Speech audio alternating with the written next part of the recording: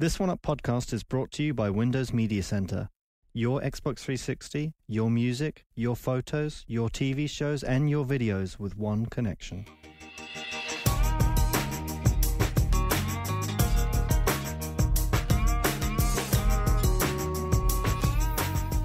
All right, and we're back for the last time from Santa Monica. You going to miss the place, fellas? What do you think? No, I'm not going to miss the place. You're very quiet now, John. I'm still hungover.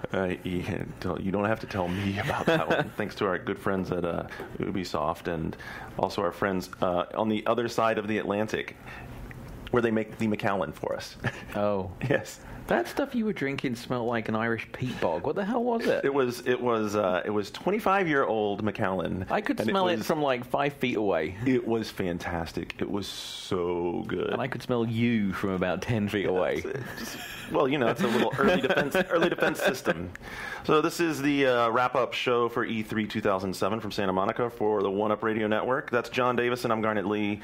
Shawn Elliot is here with us because we're going to do PC heavy here in this first segment. And as promised, the man, the myth, the legend, the very good friend of the show also. You like that title, right?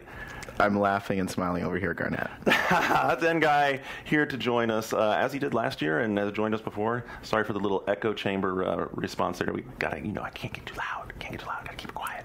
I understand. Thanks for having me on the show again, Garnet. Of course, dude. We love having you here. So, hell, where should we start? We're gonna talk about PC, but I mean, N Guy, what do you think of the whole Santa Monica experience?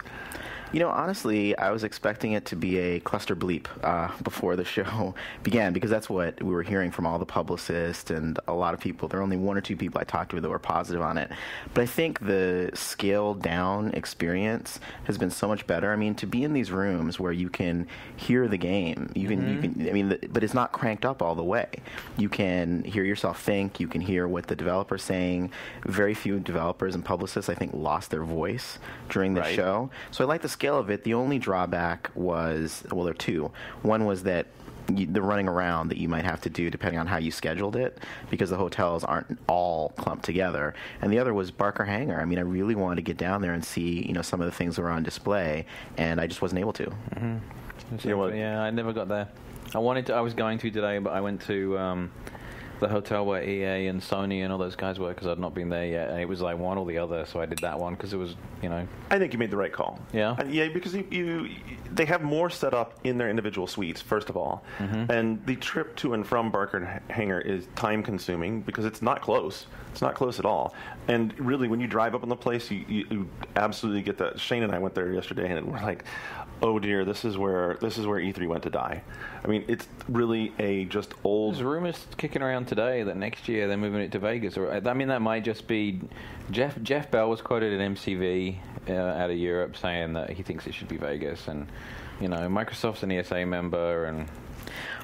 Well, what was interesting was, the way the various console manufacturers sort of approached it. I mean, Nintendo had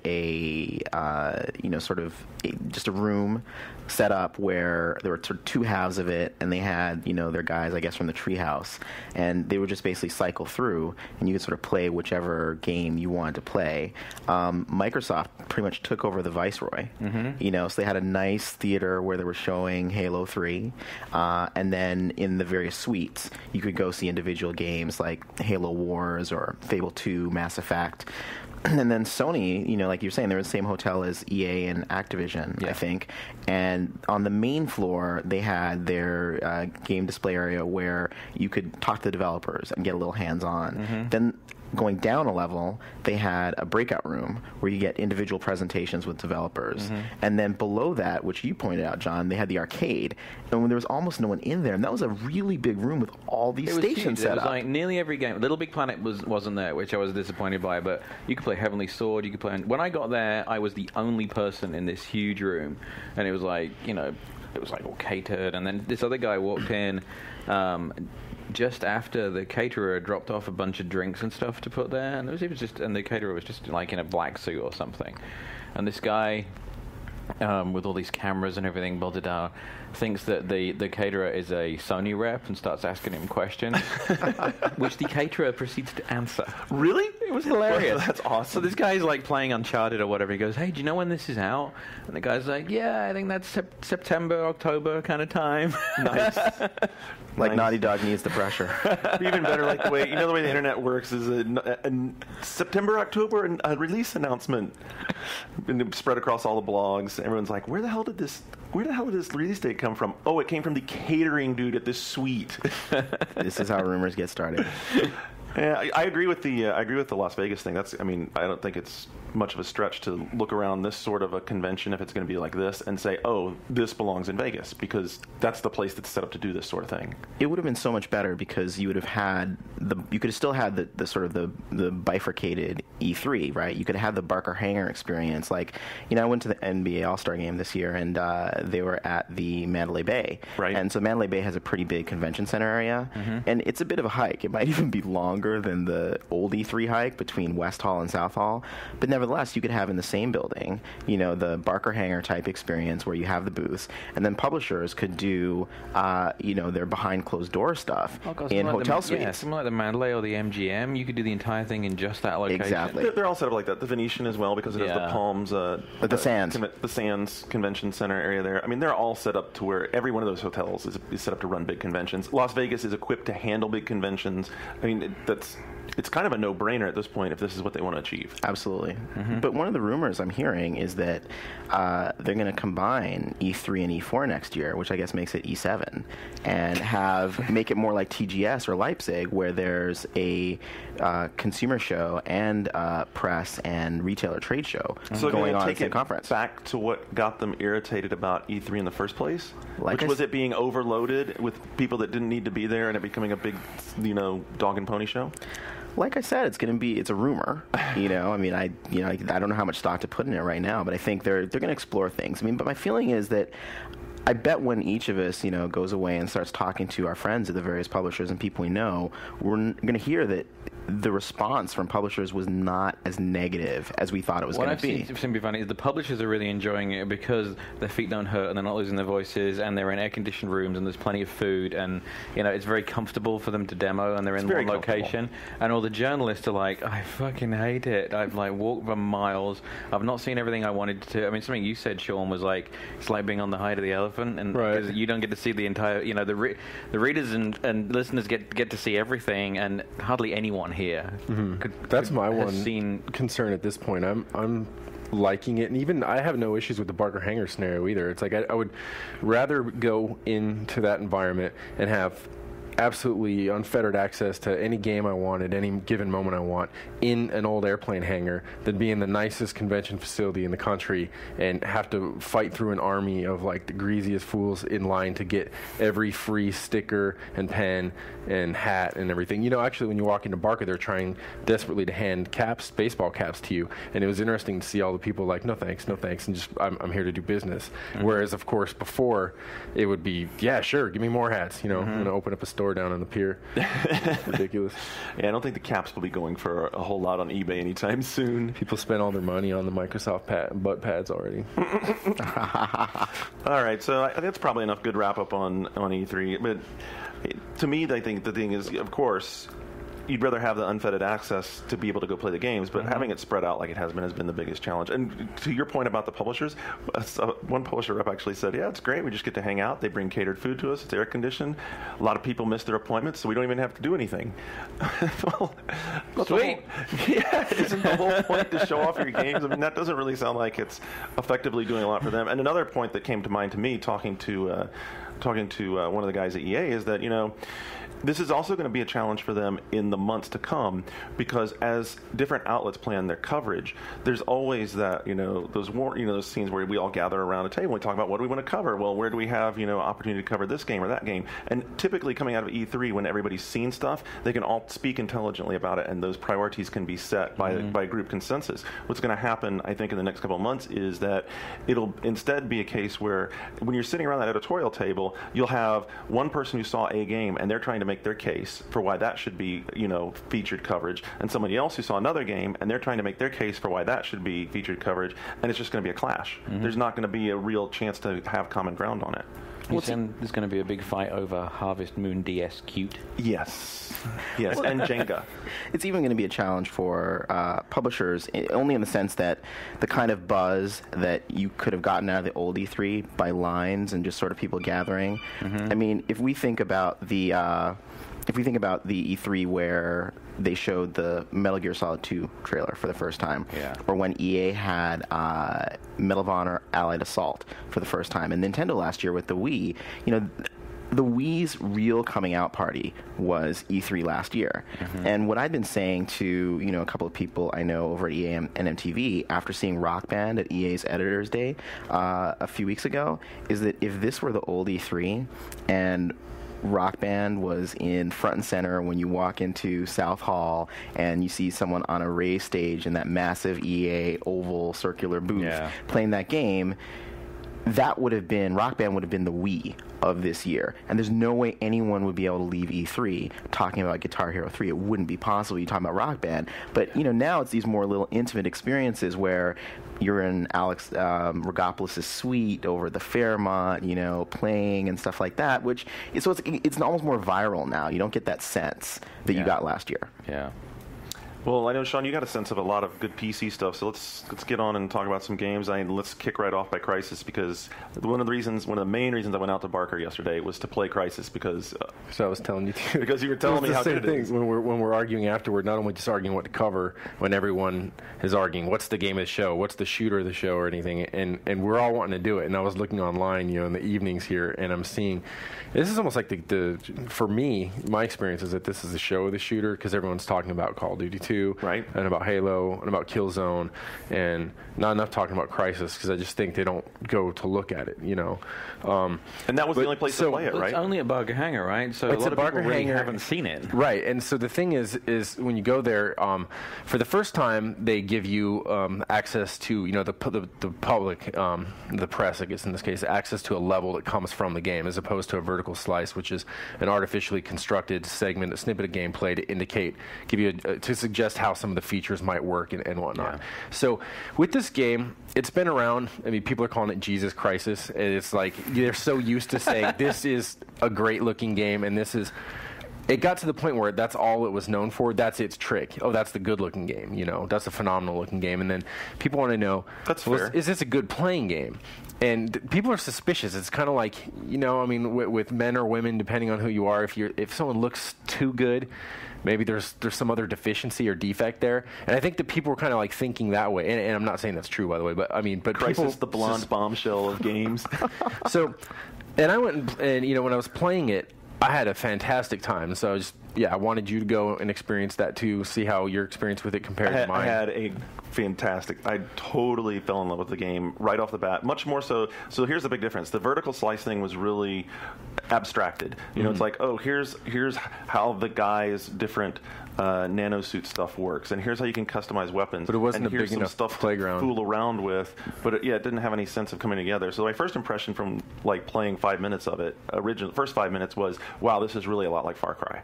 Because probably doesn't help that it's a tropical island setting. Vehicles roaming around. It's like the most gorgeous game you've ever seen. The water effect is unbelievable. It is so unreal how when you jump into the water, you can see that way the light diffracts through shallow water, and you can actually see the bottom. That's a real-time effect. That's not just all lighting effects in there are real-time effects, and as far as I know, there are no what you'd call technical terms a light map.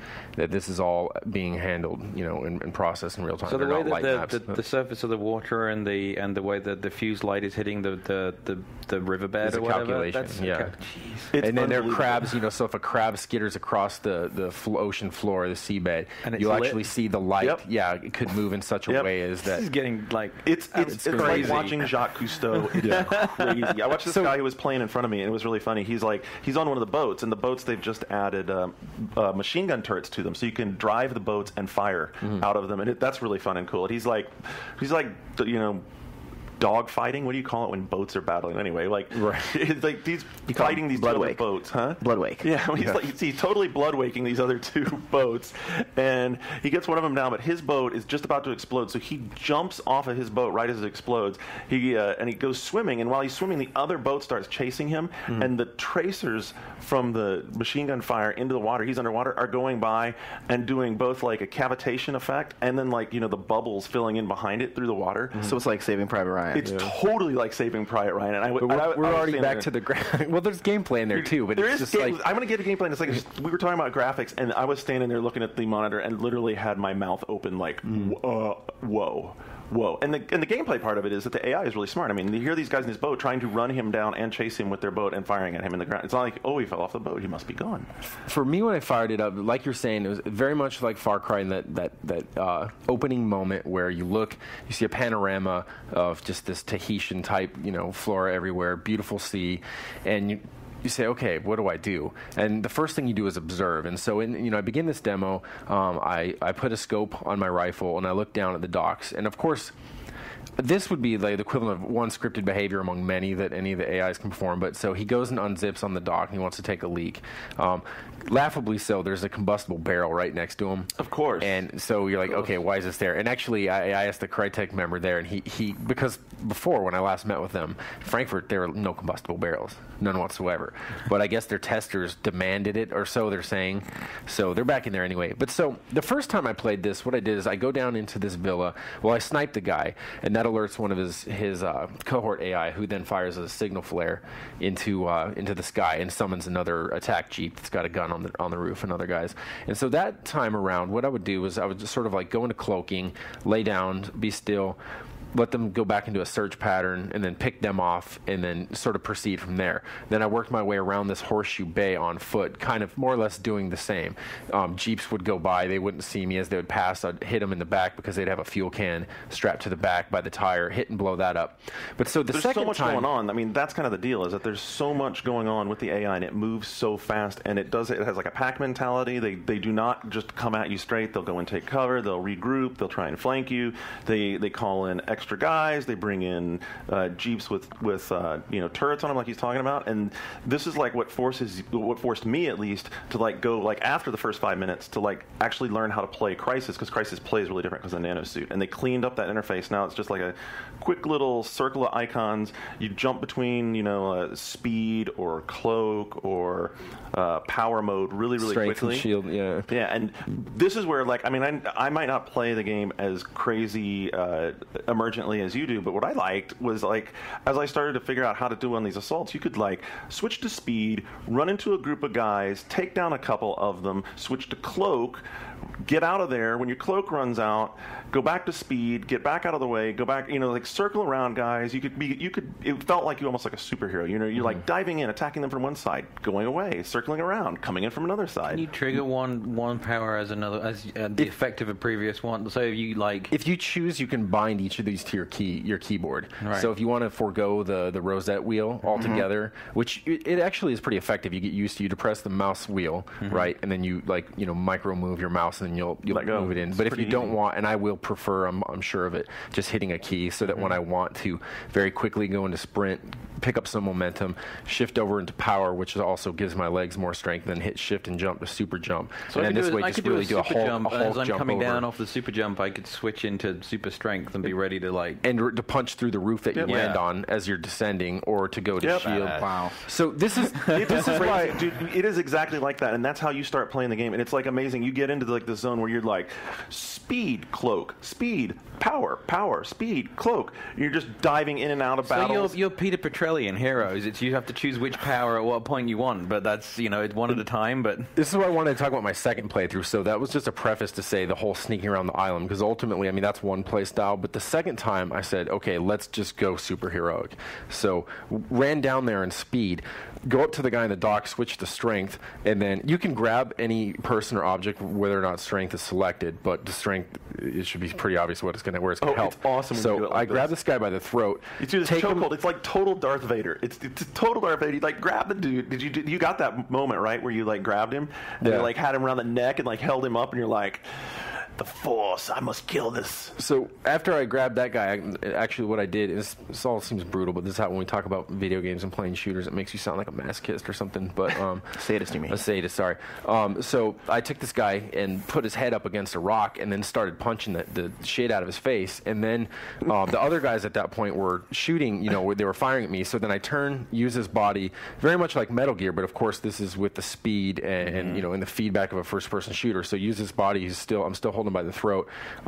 It's crazy. You can tell when they die in this game because people's tongues loll out of their mouths and stuff. Again, this is really it's pretty sounds perverse too if you're not used to playing these games. But is this a Rockstar game? No. So then what happened is I threw the body up through the air and then fired. You're able to quick switch back from my fist to my gun and fire a few more rounds as it's descending. So if I hadn't had strength and I hadn't already pummeled the guy and there was a chance he was still alive, which can happen, then you can finish him off that way, throw him into friends. And then so from that moment on, it was like this epiphany. Okay, ideas are just coming to me. So you see enemies retreating into a house because you threw a grenade by them or something. So you go up to the wall next to it and you're like, there's a good chance they're here. Punch through the wall. And then what would happen is that the sheet metal, the corrugated wall goes through and knocks them back. And then as it collapses back down forward, I've already got my shotgun out. And then I blow them through the other wall of the building or, jump up on the roof. And a lot of these are things that you won't see depending on how you play because, depending on who you're watching play. But as you sort of have that aha moment and you think, okay, what about the potential? Jump on the roof, punch down into the roof. I know there's probably weapons in there. Then I can use these to fight the guys because I ran out of ammo.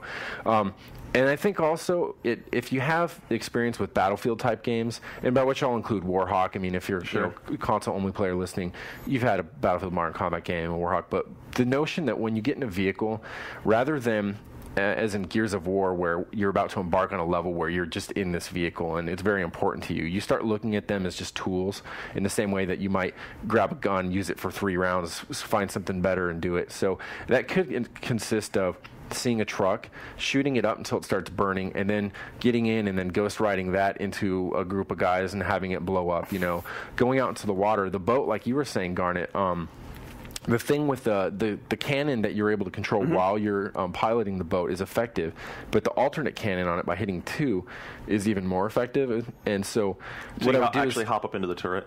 So you switch, and this is something that's very that Battlefield and Quake Wars and players are comfortable doing with your number keys. Switching between positions in any vehicle because if you don't have a squad in a Jeep, say in your Battlefield, you drive up, hurry up and get on the gun, shoot some guys that are trying to put C4 on you. So then what you do is you go by the shore and you see a bunch of guys that had pulled up in a Jeep and they're fighting you. Switch to gain the momentum, switch seats. The boat doesn't stop, of course. It continues to bob along. Strafe all of them and then get back in the seat and speed the boat back out around. And so overall, there's just, the fun for me is that there's so much versatility in the gameplay. You're rewarded for experimentation. Even to the point where you can ram a palm tree and have that fall over and hit someone and smash them.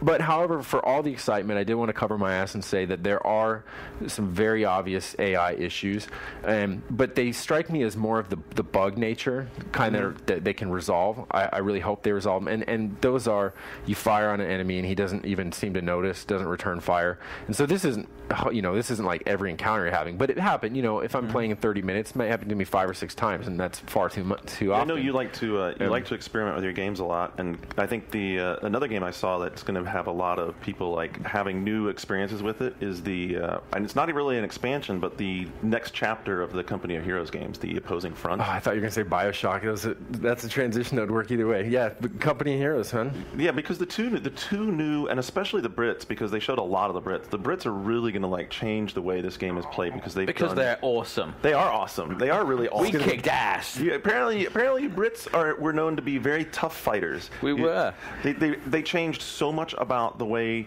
Company of Heroes has worked with these guys that playing them is going to be a whole new experience. They took out like one of the big deal about all the Relic games that they've been doing in land-based strategy is that your squads gained experience and they got better, and so you started to build this relationship where they got rid of that part for the Brits because the Brits used command and control much more aggressively. So you have a lieutenant. We had skin in the game, not like you Yanks. You could join in when you visit Relic, which is a studio based in Vancouver, Canada. They're like composed of an international team, you know. Yeah. It's my hometown. Yeah, but and I love that city too. When you talk to Josh, who's one of the lead designers, he immediately breaks it down, and he's like, when at the moment Hitler and the Axis armies, they weren't really worried about the Americans because they were untested. They knew that they had their ass handed to them on multiple occasions by the Brits and whatnot. And then he's bringing in how and the Royal Black Watch, groups and this and that, the infantry regiments, and you could see the pride, and then he's bringing in the Canadian efforts to take the city of Caen and all this. And it's cool to see that. In the same way, whenever you got a war game, like if you talk to Oleg Maddox, who does the IL-2 flight games, he'll be first to remind you that Russia played a little bit of part in that war that we tend to forget. A tad bit. Anyway, I think that just that change alone of having officers on the battlefield, and the officers have a sphere of influence, and so whenever squads gain experience, they funnel it into the officers, who in turn gain the ranks. So you start to have this dynamic of keeping your officers with your squads and keeping them in command and control range, and using them as the lieutenant is meant as like an offensive guy. So he gives you a speed boost, and you're able to maneuver more quickly, get into positions better. The Brits also are able to do all sorts of emplacements, so they can really dig in and entrench. And when they capture an area, instead of having to go out and then individually capture all the supply depots within that area, they automatically have them. It's like, you captured this area, and boom, now you have these extra. So they're very much instead of like Company of Heroes, which has always, when I played it at least, been a land grab game. It makes it a game where if you're playing the Brits, they're probably going to go grab part of the map and then hunker down and say, okay, come get me. It's such a different game.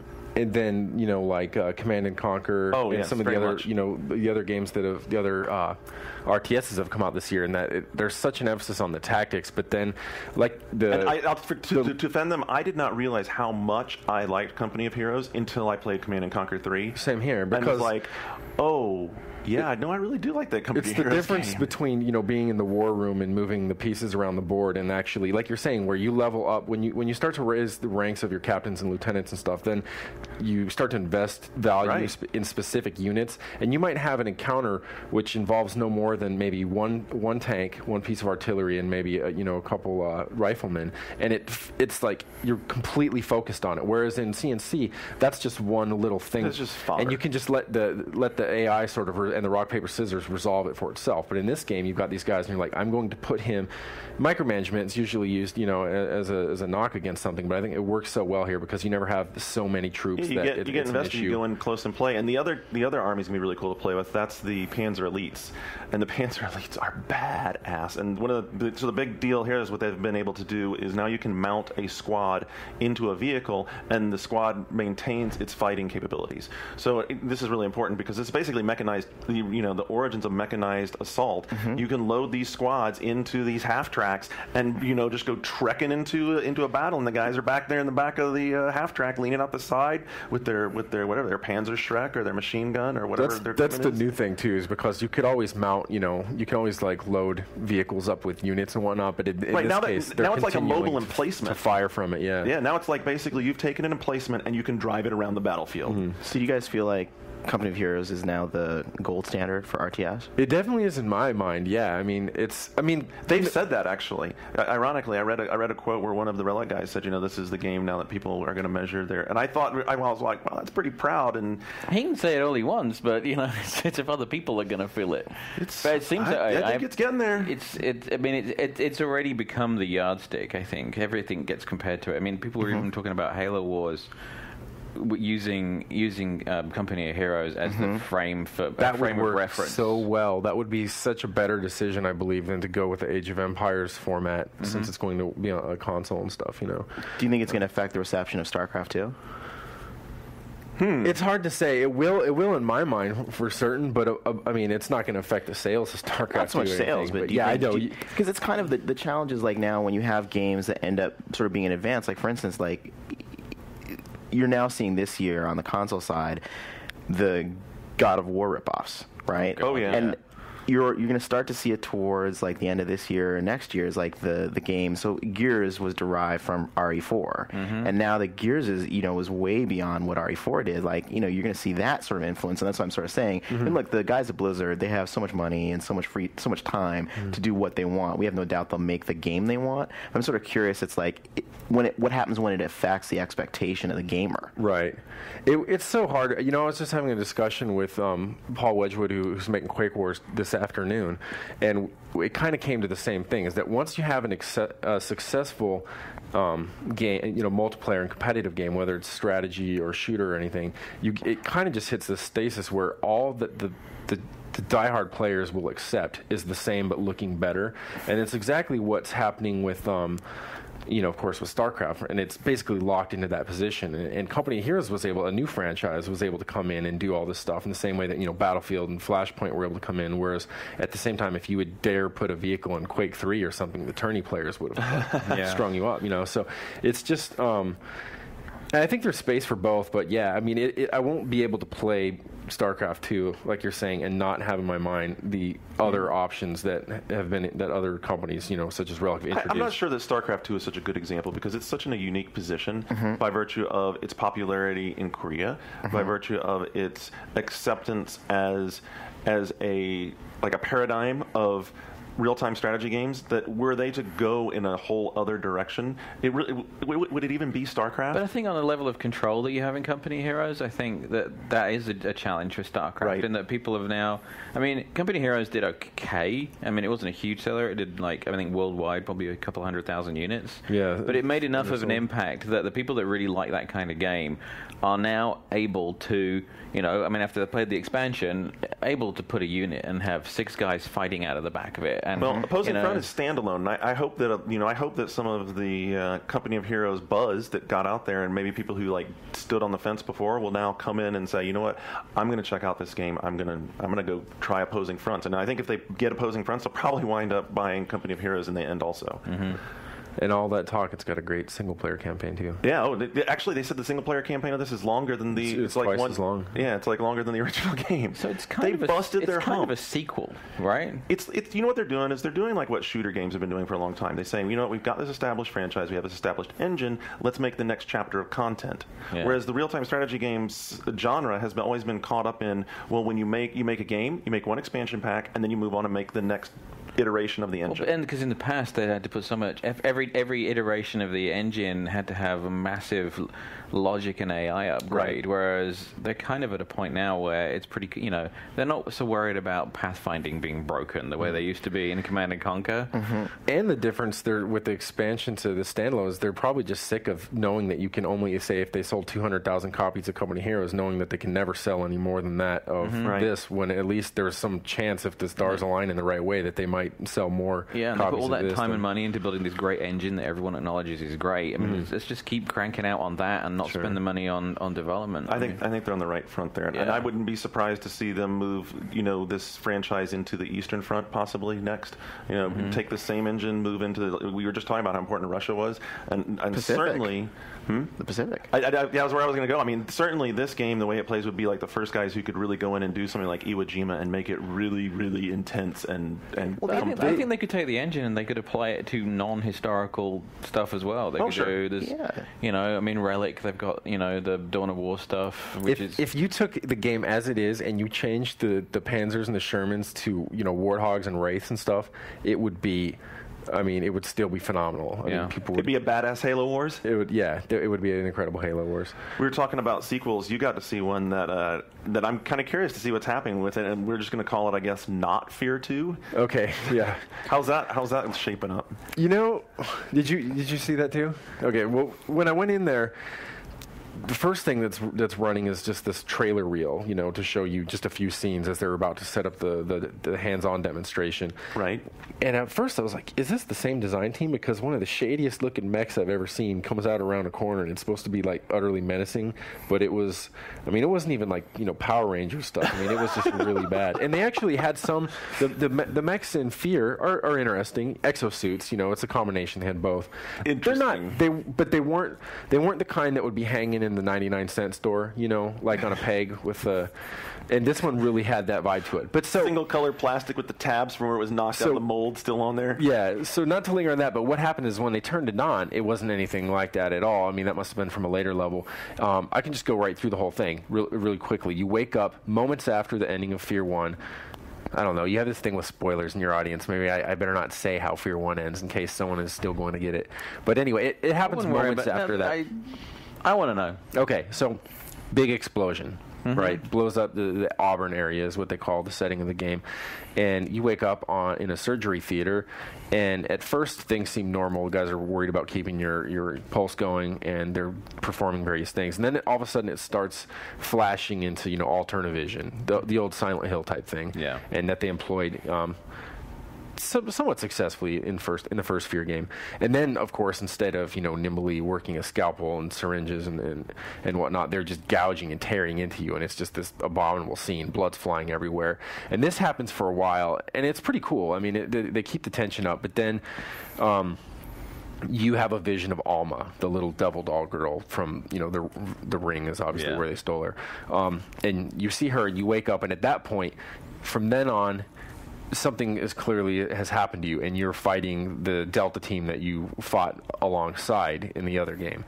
And in the demonstration there, it's all in the hospital and working your way out of it. Yeah. And so while you're fighting, which is a thing, because the problem with the first Fear that we had, we all agree, excellent AI, some of the best. They don't use scripted AI at all. It's a blast. It's all that's dynamic. What made the game for me. And the gunfights, the firefights, and just the feedback you get from firing weapons, from destroying the environment and stuff is great. And they basically said, hey, that worked, let's do that again. And the environments, so it's the office parks, like at some point I want something different. So here it was yet again another sterile environment, this time literally. And as you're playing, it was hard not to get back into the, okay, this is a cool game and I want to play it, because you're watching the AI do great things. You're throwing a grenade, kicking into slow motion, bullet time again, and just a few new weapons. There's this laser, sort of like, rather than the Tetsuo one in Akira that just like cuts right through things. Yeah. It also it will trace a line everywhere it goes and start a fire and leave a burning thing, but then it will. I feel like I'm waiting for the other shoe to drop though. I mean, because he's like setting this up, and like the other shoe's coming, isn't it? Something is, but no, maybe not. I mean, and that was kind of cool, because as you arc this laser across everyone, they catch on fire. The AI now seeks to extinguish itself. If there's water anywhere, they're going to run to that. Otherwise, they just put on this crazy death dance and go down. But yeah, there was nothing really happened exceptional that made it. This was Fear.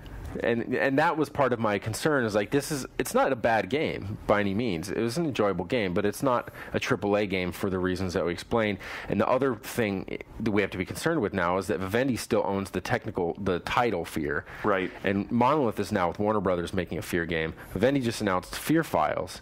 And what happens is, when you have this game that was already so limited in what it excelled at, and now you're having multiple versions of it with different competing publishers and things, I think they're just going to... Have you seen Fear Files? They're going to saturate it. Just enough where I walked and watched someone playing it, and I was like, this could have been the other game, Although this is Monolith's game, so I trust them. They're the original, creators of the IP. But... yeah, it was interesting. It's kind of one of those weird things. It's like, did they give any indication of like what the high level of what they're really trying to do with it? I mean, is there anything new they're bringing to the table?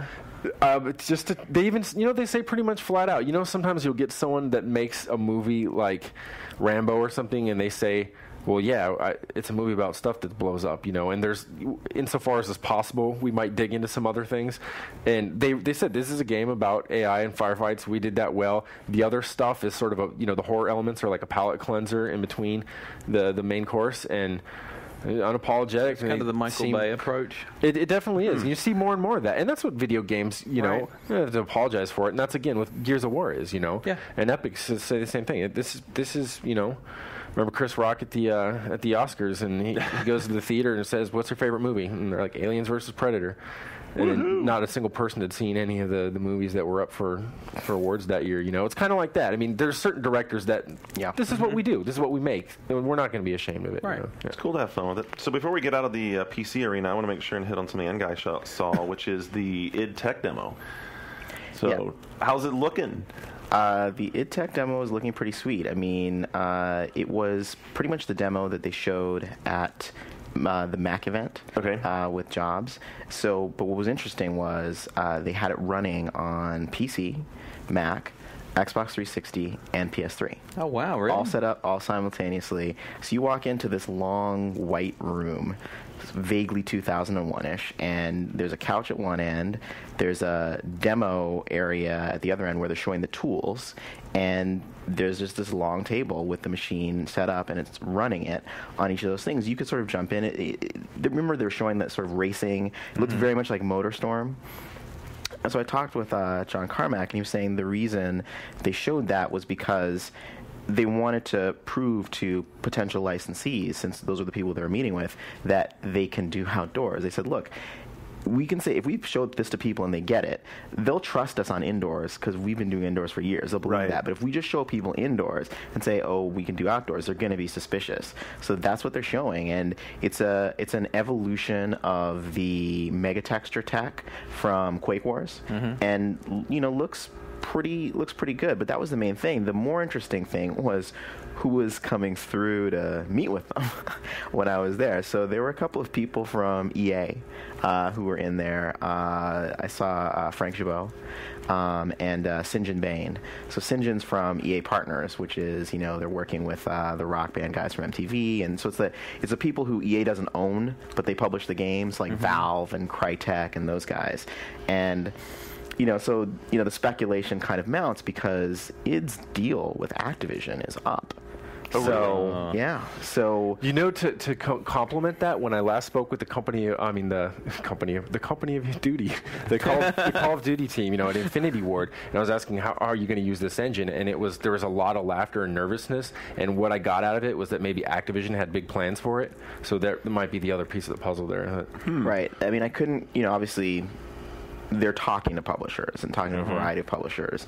And so I spoke with Todd Hollinshead, who's the biz guy there. And, you know, they're trying to figure it out. Clearly they have a lot of options. You know, they're not ruling out Activision at all. They're not really signaling any which way direction they're going to go. The one thing I sort of did get him to say is, are you thinking about housing all your games at a single publisher like you did before, or with multiple publishers?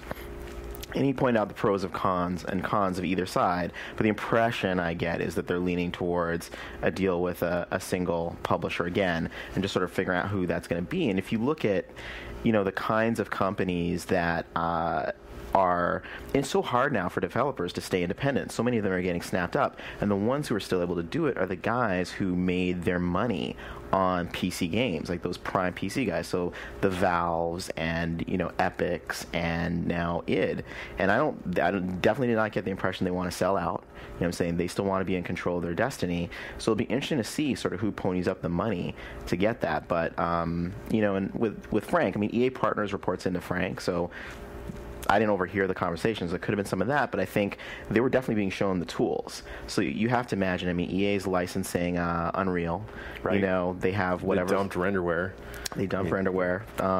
And, you know, my guess is that EA does not want to be tools dependent on any one company, so they're going to do that. The last thing real quick is what John was saying is the tools are definitely much friendlier than they were in the past. I mean, John was definitely sort of giving a mea culpa on how they'd approached in the past, where because he was so responsible for the programming, he was like, look, I mean, my time, programmer time, is more valuable than artist time ultimately for the good of the project, and so learn how to edit a text file. Well, now artists have tools that are used to, because you guys remember from when Mark Rain and those guys were showing that was one of the things they stressed, and one of the things that publishers really love about Unreal Tech, even as they've been dealing with the growing pains as Epic gets its tech ready for the various platforms, right? Is the tools. Everyone loves the tools, and so these tools were definitely from what I could overhear, it looked like people were pretty impressed with the tool side of it.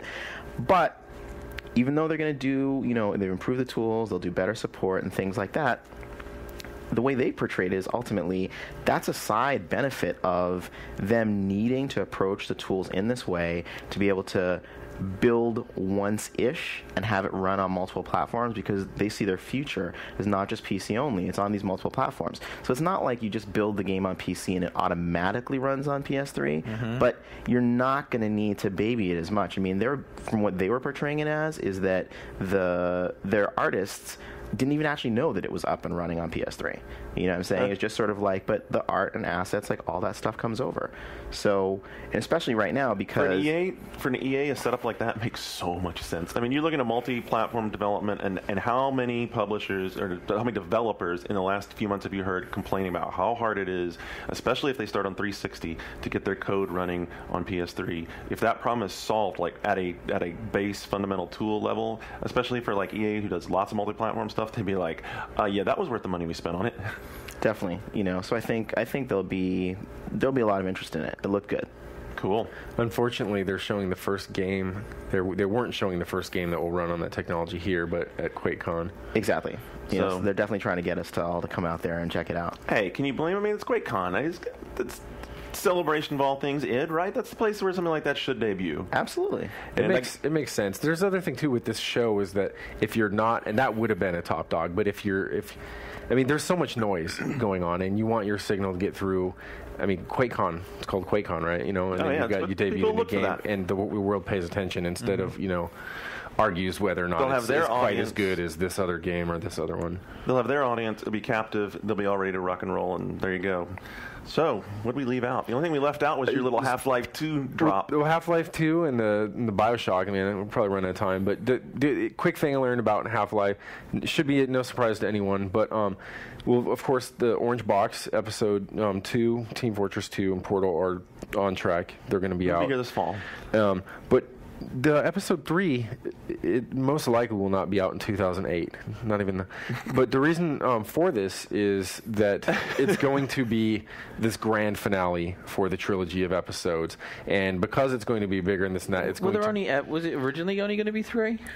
I think so. Right. It was from the beginning. It was planned as a trilogy of these episodes, but it's also going to be like all new locations and stuff. So the reason that they're not going to be, Episode 1 reused a great deal of assets from Half-Life 2 proper. So since this is not the case, it's not just a matter of creating a couple new enemy types or behaviors. But basically what they're doing is they're making Half-Life 2, 2 expansion packs, and then Half-Life 3.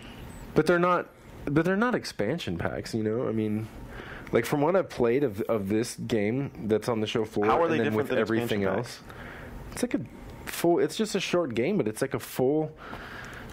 I don't know. I mean, do you really consider that when you pick up that orange box that you're getting an expansion pack?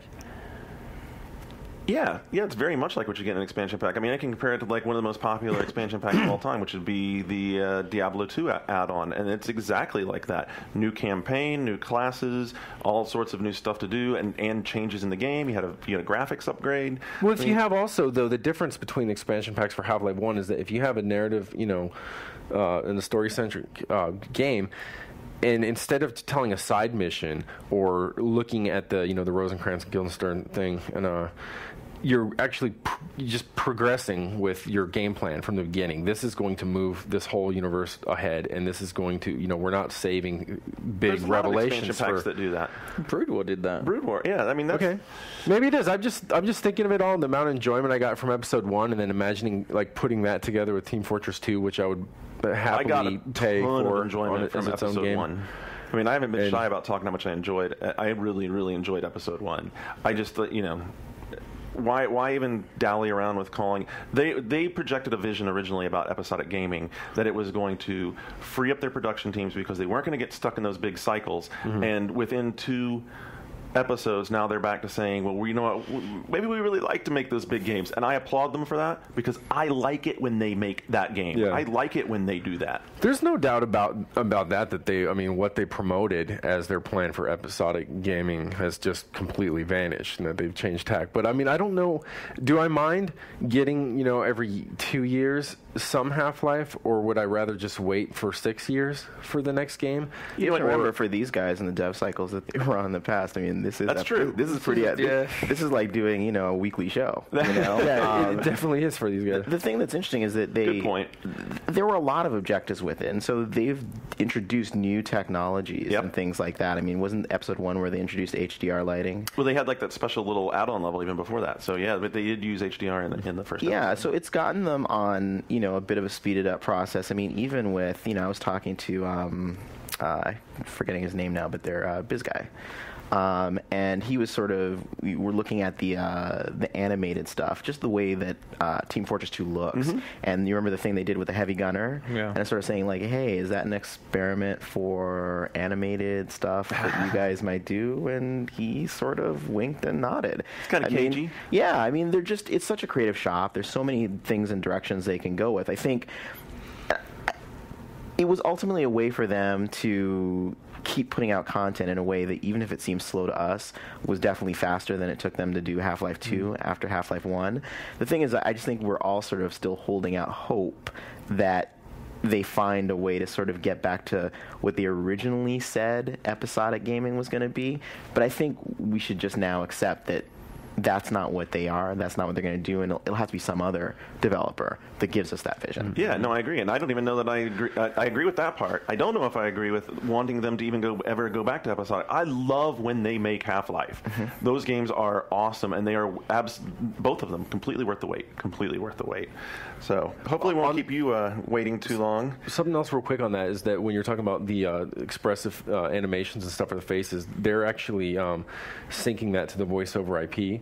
So that when you're in a game and you're talking to a friend, like I can run up with my character, your other, and this of course was an option in Team Fortress Classic that they had, but it wasn't synced and with this degree of detail and everything. But so that should just be fun right there. I mean, just not just machinima and stuff, but so instead of red versus blue, Yeah, Rainbow Six, the mouth moves. When you're talking to each other, yeah. I remember we were playing around with that. It was fun. Yeah. But so instead of the Nutcracker puppet, hinged jaw going up and down, you're going to see, eyebrows lifting and things like this. I don't know to what extent. I'm sure there's going to be mismatch, but depending on like how loud or the frequency of that you're communicating. But it should be pretty funny, and it'll add a lot to. Yeah, definitely. You got an early choice for game of the show before you take out of here, Shawn? I only have a personal. Absolutely personal.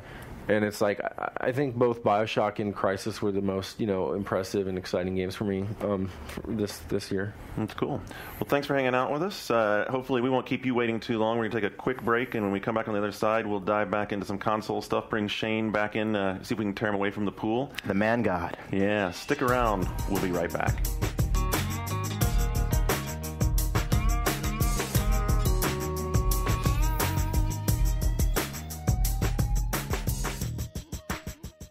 This One Up podcast is brought to you by Windows Media Center. Your Xbox 360, your music, your photos, your TV shows, and your videos with one connection.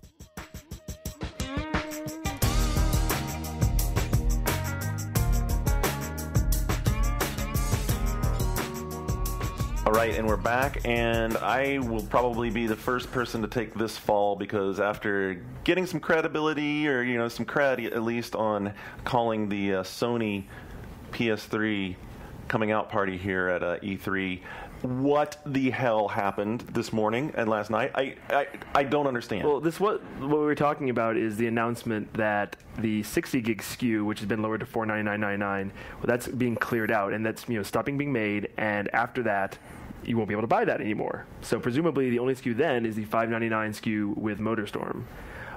And that's causing people to freak out. They're like, well, it's not a real price drop anymore. It's not a real price drop. Well, but okay, here's what I think is going to happen. I think there will be no point at which you won't be able, you will always be able to go to a store and buy a PS3 for $499. They're just going to keep bumping it down. They're going to iPod it. This allows them to make like a fake price cut. So like when that model is gone, then they lower the $599 went to $499. I think this is the trend of this generation, because this has got to be. I mean, we talked about this before E3. This has got to be coming from Microsoft as well. The Elite will be $399 soon. Right. This year, definitely. And I think you're right, but like what Sony's supposed to do today, announced that, oh yes, on October 31st, we're going to lower the $599 to $499. No, of course not. But you remember, there were all the analysts that said, Michael Pachter was saying that, he expected Microsoft to cut price this week. Mm-hmm. They didn't. So then he had to sort of retract and say, well, he was wrong. And the thing is that Microsoft doesn't yet, even before they sort of took back the price cut that they had made. Sony, Microsoft doesn't have to cut price in response to Sony. I don't think almost at any point this year. Like, I don't think And you will be able to play Halo on a $299 device this year. The question is it a premium or is it, the core? My thing is, I don't know that Microsoft is going to adjust price that much. What they need to do is just their own business, their own numbers. And my guess is that Microsoft wants to hold out as long as possible and see what impact the release of Halo 3 has on their sales. And if that gooses them to the extent that they think, then why make the price cut this year? I had previously thought that they might phase out the core, but Patrick Klepek and I sat down with Shane Kim yesterday, and we were talking about how one of the themes of this show is the ways of tackling the mainstream and broadening the demographic, and all three of the platform holders have a very different strategy. You have Nintendo doing their thing, and then you have Sony, who is trying to position the device itself as the mainstreaming of gaming because it does so much, and then Microsoft are kind of caught in the middle. But one thing that he referenced several times was that, to be mainstream, it's driven by price. As much as you can say anything about creative, but price is what drives it.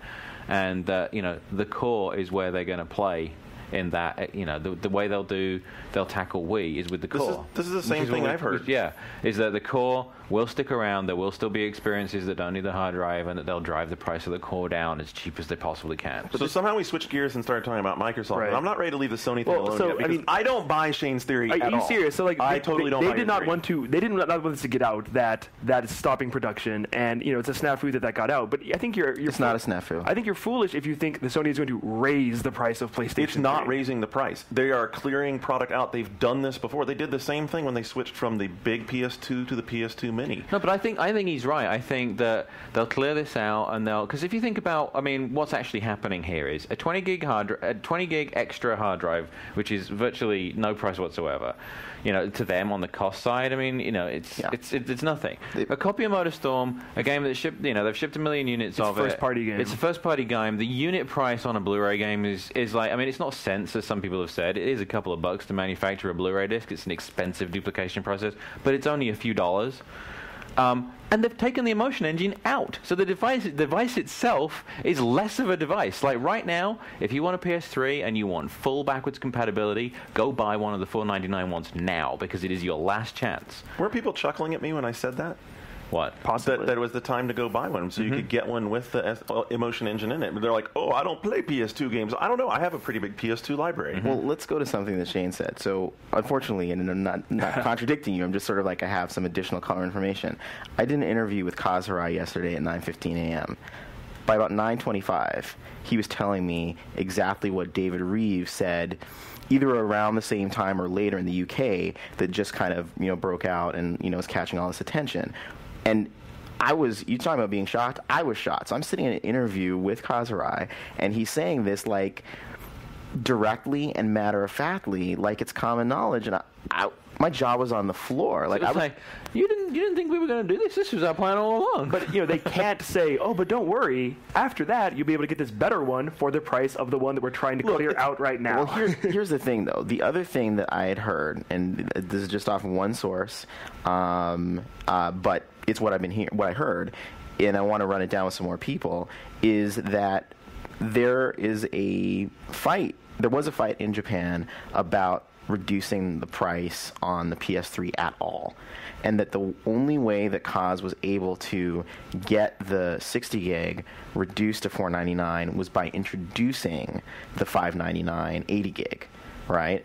And positioning in this way. So I'm just sort of wondering if that battle is going on, and it has to be with Sony Corp, right? So Shubachi, who's the number 2, and Stringer, who's the number 1. If that's the case, if that's what's going on, then you sort of wonder, is Kaz just towing the company line in public, but in private, they're going to assemble the data, show that $499 is the price point at which it's moving, and then sort of do what you're saying, which is you'll have 2 SKUs, but they'll maybe throw in a little extra something, like maybe a PlayStation card when they put those out at $599 along with MotorStorm, and then still have the $499 one, which is naked. Estimates run that they're losing roughly in the neighborhood of $200 per console sold. Is that still pretty much an accurate number? No, I don't think that's an accurate number anymore. What have you heard? any guess would just be a guess, but the word is, and no one's disputing them on it, is that they've brought down the cost of Blu-ray pretty significantly. They've taken out the EE plus GS, which is how they were doing backwards compatibility, so that's another cost savings. They do parts reductions all the time, so maybe there's a couple other things they kicked out. It's possible that at $5.99 they're close to break even. Possible. So here's the way I see it, and it's just different opinions, but here's the way I see it. We all agreed that they were under a tremendous amount of third-party publisher pressure to get the price down. This mechanism of clearing out 60 gigabytes units lets them do that, because basically, as far as like accounting wise, these units that are sitting in the channel, whether they're in a Sony warehouse or at a store, are already on the books. So they're already out there, and the sooner they can get that money back and put their cash flow back in order, and there's a lot of units in the channel. Right. So so that's the second part. By getting these things to blip before holiday season, they can dramatically improve their installed base before those AAA titles hit this fall, which leads to part 3, which is, and then once they have a more critical mass of users out there and great titles, say, here's the 80 gig with this game packed in still, it's a great value at $5.99. Why would they need to lower the price down? They've accomplished what they wanted to. They bumped up they made the third parties happy. They have more people out there with PS3s, encouraging more people to buy PS3s, and they have a better unit. I buy your logic up to point 3, which is, it still comes back to the fact that the third parties they don't just want it to spike this year, they want persistent sales, because these things are fucking expensive to make. Right. Yeah. Well, $2.99 is expensive. Yeah. $3.99 is expensive. $4.99 is expensive. That's why people are sort of saying they need to cut. And I ask Kaz, is this enough of a price cut? Now, the thing is, you have to look at, Kaz has ran SCA for a number of years. He was there for the original PlayStation launch. He launched the PlayStation 2.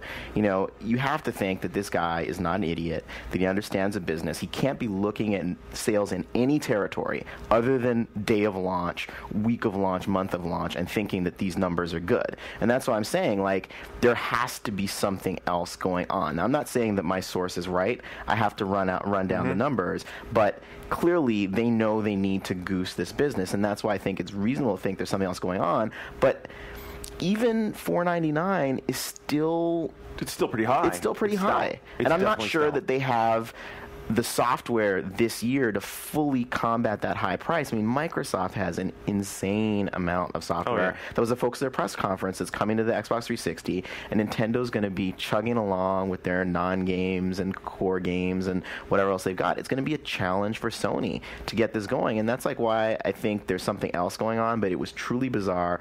I was stunned. It threw off my interview. I had to loop back in the end and say, Right. So But in the 20 years I've been playing games, I've never seen a console go up in price. You can't introduce a new... It's not going up in price, right. Shane. That's the way they're couching it. I mean, look, right, it's the but same thing. I'm saying, in October, when there are no more 60 gigs available, I think it is incomprehensible that you will not, at any point this year, be able to go to a store and buy a PlayStation 3 for $4.99. Well, I think it's definitely not incomprehensible. I think it's every bit believable. I think it would be absurdly stupid. Well, yeah, and but to play devil's advocate, they've already taken away the $4.99 model once before. Why would you think, based on what they've done, that they wouldn't do it again? If you bought a 20 gig at launch, you got to be pissed right now. That's really and do they want to do that with a bigger group now? I don't know. I really think that this is a goose, like we're talking about, to get the business rolling in. But you don't want to eat. Come on, who wants to eat a price cut before you're even a year into the cycle on a machine that's costing you a ton to make? When you're not selling any hardware, you're not even selling any. But they're going to have to, because the more expensive option is to keep it high priced and die on the vine. I mean, that's the alternative. That's why I think they're counting on the goose to get sales and momentum going for them, and then they roll on that through Christmas. I think you're on crack, Garnet. Yeah. That's not how price works. I think they're going to continue to incentivize it with the Blu-ray promotion. If you look what you're doing in Europe, there's these huge bundles with 2 games and 2 6-axis controllers because it's so expensive in Europe. Who's doing the Amazon deal here? The Amazon deal here is a pretty good deal too. I haven't seen that deal. Well, one thing that you might think you get the Blu-ray remote, and you get a Blu-ray movie, and you get the 5 Blu-ray choice thing by mail as well for the price of the PS3. I think they're going to continue to do those kind of incentives. Yeah, it's a great value if you've got that money to spend. I mean, but the one thing is, if you want to ascribe even more, sinister conspiratorial motives, is, what if this is not only pleasing Kaz's corporate masters, but in a weird way signaling to consumers, look, you better run to stores and get the 60 gig SKU for $4.99 now because it's only available while supplies last. I think that's so maybe that's that kind of what you're saying, which is like you get this boom, you get this rush. I don't know how sustainable that is, but if people do consume it in that amount, then that starts to get rid of their install-based problem somewhat. I think that's probably completely accurate. Yeah. Well, it's going to be interesting to see how. We won't have to wait long. It's going to play out in just a couple of months, and we'll know for sure. Yeah. So there you go. I would say, and I mean, I'm going to follow my own advice. I'm buying one now, finally, and I'm buying one because at $500, it's a hell of a good Blu-ray player. I'm sorry to say that. I mean, there are games I'm excited about. I will definitely pick up Ninja Gaiden right off the bat, and what else am I going to pick up? I'm looking forward to several games this fall. But I mean, I think this E3, a lot of people I've talked to, this is where like maybe they're not going to run it by tomorrow, but the lineup here, what's coming, PSN, PS3, Blu-ray, a lot of people are convinced. And I hit my teeter spot. Even games like Little Big Planet, I've talked to a lot of people. That is like a system seller for a lot of people. Oh God, yeah. Absolutely. That Echochrome trailer, I was sitting next to a number of executives from Vivendi, and they had a strong response to Echochrome. You know, I mean, that was just... I thought that game looked... I mean, I love Crush, which it has a lot in common with. Yeah. But just, I love the aesthetic of that really hot. Like, this is the one you were talking about yesterday. Yeah, the it's very serious black and mature. And I thought it was really beautiful. And I think really imaginative. Like, Sony seems to be pushing the indie cred end of the spectrum more than anybody else right now. Like real experimental, arty kind of stuff. I'm not giving the illusion or pretending to be arty. I mean, being genuinely arty indie products being pushed through PSN. Yeah. On the subject of system sellers, where do you think Epic's announcement of Unreal Tournament falls into that? I think it's pretty monumental, actually, because it plays to a group of people who aren't the PlayStation hardcore. Right. They're going after PC and Xbox players specifically with that exclusivity. Yeah, I mean, I'm excited, definitely thinking about being able to play on a PS3 in front of my television with my 5.1 surround and not really have to worry about whether or not my PC's been upgraded adequately to handle the game. I'm kind of over that whole thing, right? And the game looks fantastic. Did you check it out? I saw it being played. Mark Rain was demoing it. I didn't play it myself. But right. I think it looks crazy, and I like UT. I'm definitely going to check it out. Yeah, it's like Gears of War quality at like much bigger levels.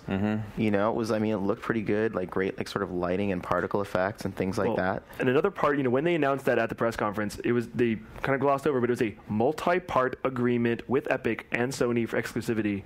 And in EGM, the rumor column we heard that one of those games could be a game set in the Gears of War universe. Not Gears of War 2, because Microsoft still has that. But I really think that could happen. I think that could happen. I think like we could see that. Something with the cogs and with the... Something next year. That's what I'm saying. Well, one thing that Mark did say is that it's not there now, but he thinks... He wants to do it. So it's just a matter of what he and the team can do, is they do want to be able to do cross-platform play. Yep. So PC and PS3 gamers going head-to-head. I don't think that's a major selling point, but it's a great talking point.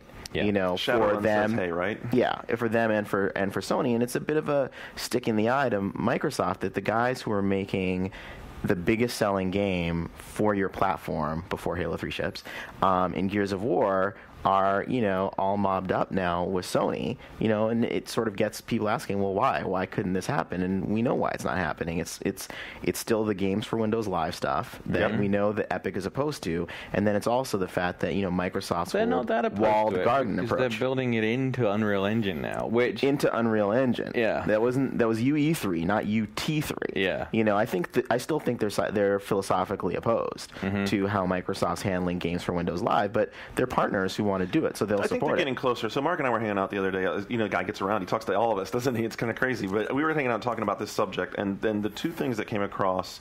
Well, the one thing that came across, of course, most strongly is Epic has built their company on community involvement, and they are never going to sacrifice that. They love that, and it frustrates them no end having to deal with the tightened architecture of the way Live works. And for them, Unreal Tournament on PS3, besides the fact they showed it on PS3 first, so it shouldn't have been that big of a surprise, it was a no-brainer because the network's open. And it's no big deal for them to allow people to create levels on their PCs. All they have to do is do a quick check and go, okay, can this fit in the 512 megs of RAM that the PS3 has? Okay, it does. Good, you can play it.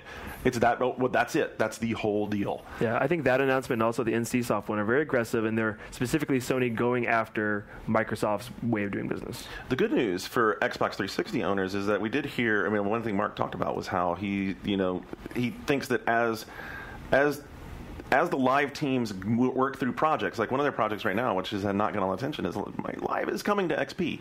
I mean, notice the way, like, when Cliffy was on there, I loved how, like, as he's walking off the stage during the Gears thing, coming to Vista and XP. Right. I mean, people were afraid that Gears was going to be a Vista-only game. Right, so. And they're not going to do that. But here's the thing. Why do you guys think Microsoft did that? Because Halo 2, if I'm not mistaken, is that Vista only. Yes, technically, there's things you can do to it to make it run on XP. But that's hacks. Right. There's hacks. Right. So why do you think Microsoft? So like a game like that, Vista only. But Gears of War, which maybe could have convinced people, okay, I'll go get, is going to be XP also. What do you? Well, there's two possibilities. I think it's a concession to Epic, or a response to the relatively soft sales of Vista. Got it. I think it's primarily, and come on, there hasn't been that big of an uptake yet of DX10 parts. They're very expensive.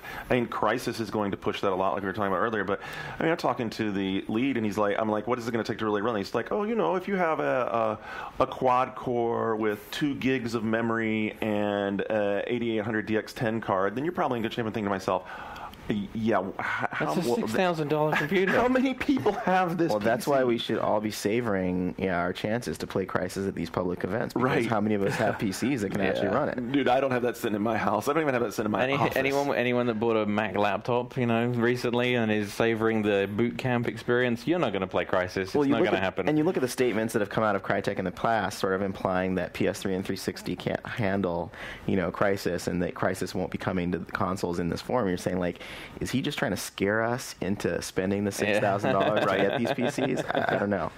So I think you'll see 360's live environment move to make adjustments probably next year to allow user-created content to live on Marketplace. There's a number of reasons there. I mean, they have the whole XNA thing, the initiative, which will have a lot of content being generated. We talked to Shane Kim about that as well, and he was quite dismissive of the Sony leaving it up to the publisher to police things policy. He says that we talked before the show started. We were talking with Shawn about the shit that shows up on the user mods on PC, and that there are no filters on PC, and even Sony, who tries to give the illusion of keeping things open, does not want. Well, look at what's happening. Porno levels. Look what happens with Forza, right? Yeah. The whole thing with there will be elements racist of stuff control. out of the UK. The booby cars. Exactly. Right. And Unreal Tournament, you'll be able to post stuff into the system, but the UI for downloading the mods and levels will be the game, and that environment is going to be monitored by Midway and Epic first, and by Sony definitely second. Like, Sony's not going to let anything objectionable through that box. It's just going to be policed in a different way. But first of all, game experience may change with online play, right? Yeah. But the other thing is... Captain ESRB to the rescue. Phil answered some questions, I think it was on 3 Speech or somewhere else, about, when we saw Home for the first time, and we saw that you could stream video into it, the first thing it's like, well... Porn. Porn party in John's apartment. Yeah, baby. And, Phil... Pretty much the way the system is architected is it doesn't sound like they're going to be checking IP to make sure, that, Savannah Sampson or someone else isn't coming through your thing. But it's basically going to be in the private rooms that you'll be able to sort of view other people's video in public areas. You won't be able to see any of that stuff. Plus, I think there's going to be, the moderation, there's going to be flagging people, and, if you get sucked into something that you don't want to, there's going to be people. I think there's going to be a narc element to Home, I think. Yeah. Well, this guy invited me to his house, and he had porn playing on the wall. Ultimately, though, the genie is, to some degree, out of the bottle. There is a desire in the gaming community to have still those kind of garage shop moments, and people want to create that content. But you know what? I really don't think, Unreal Tournament on PS3 is going to be complete freedom. The way if you do it with a memory card, and either you or your buddy are doing it on PC, and you hand it to each other on your hard drive, you can have the porno level or whatever the fuck you want to do. But the stuff that's going through the user generated content that you go and browse through a year from release, when the really good modders have been doing levels, they're all going to be there. But there's not. I'd be very surprised if the PS3 version had anything offensive. So, something else we've talked about with regard to live as a weakness is the lack of dedicated servers for Xbox 360 games. And I happened across Frontline, Fuels of War, in the THQ booth, and it said, for 1 to 32 players. And I said, oh, this is PC version. How many is the 360 version going to support? And he said, oh, it's going to support 32 players. And I asked, well, how are you going to do that in peer-to-peer? He's like, we're not peer-to-peer. So there's the answer. The answer is finally out there. The first game that I know of that's going to have dedicated servers on Xbox Live will be Frontline, Fuels of War. And Midway is hosting those servers. Absolutely, right. And they are running them on PC versions that are compatible THQ. with THQ. THQ is hosting those servers. They'll be running on PCs. It makes the game. Apparently, there was even at one point in time an argument with the marketing department. Well, why can't we just use the regular live service or whatever? Why do we have to pay for this? And the guys are like, because we're making a Battlefield-style game. It has to have 32 players. Now that we know that exists, what about the perpetual rumor that Halo 3 will have dedicated servers? I'd say that perpetual rumor, there's probably a lot of stock in it because if they're letting a third party do it, how crazy would it be for Frontline, Fuels of War to have dedicated servers and this great online experience, and Halo 3 be peer-to-peer? As you and I both said, you're paying for this, you should at least get top quality. Well, and I'm not going to stop beating that drum. There were people who were saying, "Oh, it's only $50," or "It's only how much a month," and you're crazy. I know, paying to play games online is got to get back to do it some way else. There's lots of ways to support those models, but charging me a annual fee to have a live membership, unless you're going to really provide me something other than a gamer tag and some points. Especially when you're paying to be served ads as well. Yeah, absolutely. All right, so there's some other games that I think could be big PS3 system sellers, and you, Ann, are one of the few people in Santa Monica who actually held the controller and played some Killzone. I think you're the only person that I know of. There's someone else, but that person will remain nameless. Because I got to go to the special showing where the producer played through the entire level in front of us live, and that was cool enough. But you actually got to play that level. I did get to play that level. So it's as intense as it was when we saw it in the theater. It's there's just a lot going on. The challenge I have with these next generation games, the top of the line ones, is there's I'm still dealing with the transition, and it's still sometimes you just feel there's so much more information than you're used to seeing in the old generation games that I'm still having trouble processing it all. So you're just all the subtle stuff. When I was watching that, I would try to catch little pieces of things swaying and moving around, and when they shot a chair and the physics is flying everywhere, things on the wall are falling off, and dude, you can shoot off individual tiles. There's I don't know if you remember that area where you came into, it was like two balconies separated by an alley, and there's a bit of a firefight across them. Well, some of the Hellgast are hiding behind these almost makeshift metal shield things. You can shoot that away and then take them down behind it. So there's all of this stuff going on. But one of the things I focused on in the preview that I wrote was the post-processing effects that they're doing. So there's some people who, obviously the Killzone 2 trailer and demo got really positive response. But there's some people who are critical of the art style, and I think there's Halo is a very visually inviting game because they use those bright colors, those purples and greens and things that pull you in. And this is a very muted color palette, and there are a lot of games that have a muted color palette. And so Killzone gets lumped in with some of those games. And I'm sort of paying attention to these games and how they do what they're doing. So one of the things they showed me that first, hit the beach, hit the city square, and you have that first firefight in the demo. They paused it and showed it to me with the post-processing filters turned off, right? So just what it would look like lit with the lighting in the game. And it was actually sunnier. You know what I'm saying? There were these tones and things that you're that doesn't look like what I saw. And then they turn it on again, and all of a sudden it's really oppressive, And well, it is set on the Hellgast home planet. It's mechanized, shanty town, very depressing and cloudy, and it's evocative, but it does look kind of muted and gray. The game looks gray. And that's when you realize all this esoteric stuff. No, hands on. I want to know what it feels like. Well, the reload animations were one of the best things I saw. They were control, and the fact that it gets out of focus and everything. Oh, and the motion blur. It's a lot of the little touches, but how does it feel? I saw this. The control is the most important part of a shooter. How does it feel? Is it on yet? Have they got the controls right? Movement feels good. Turning feels good. The cover stuff is awesome. It's good. It's very good. And there's blind fire. Blind fire, yeah. So basically what they did is they the same guy who coded the cover and fire system in Killzone Liberation for PSP, which I always sort of described as Gears of War top down on your PSP. It kind of felt good. the same guy coded it for Killzone 2. And so what he did was took the model, the 3D model, and animated it that way. And then once he got that nailed down, switched into first-person view and like tweaked and messed with it until it works. So what you can do is you go up to a point where you can grab cover and you hold down L2. Well, you crouch and hold down L2. L2 sort of is what snaps you into cover. And I can't remember if it was like hold or toggle.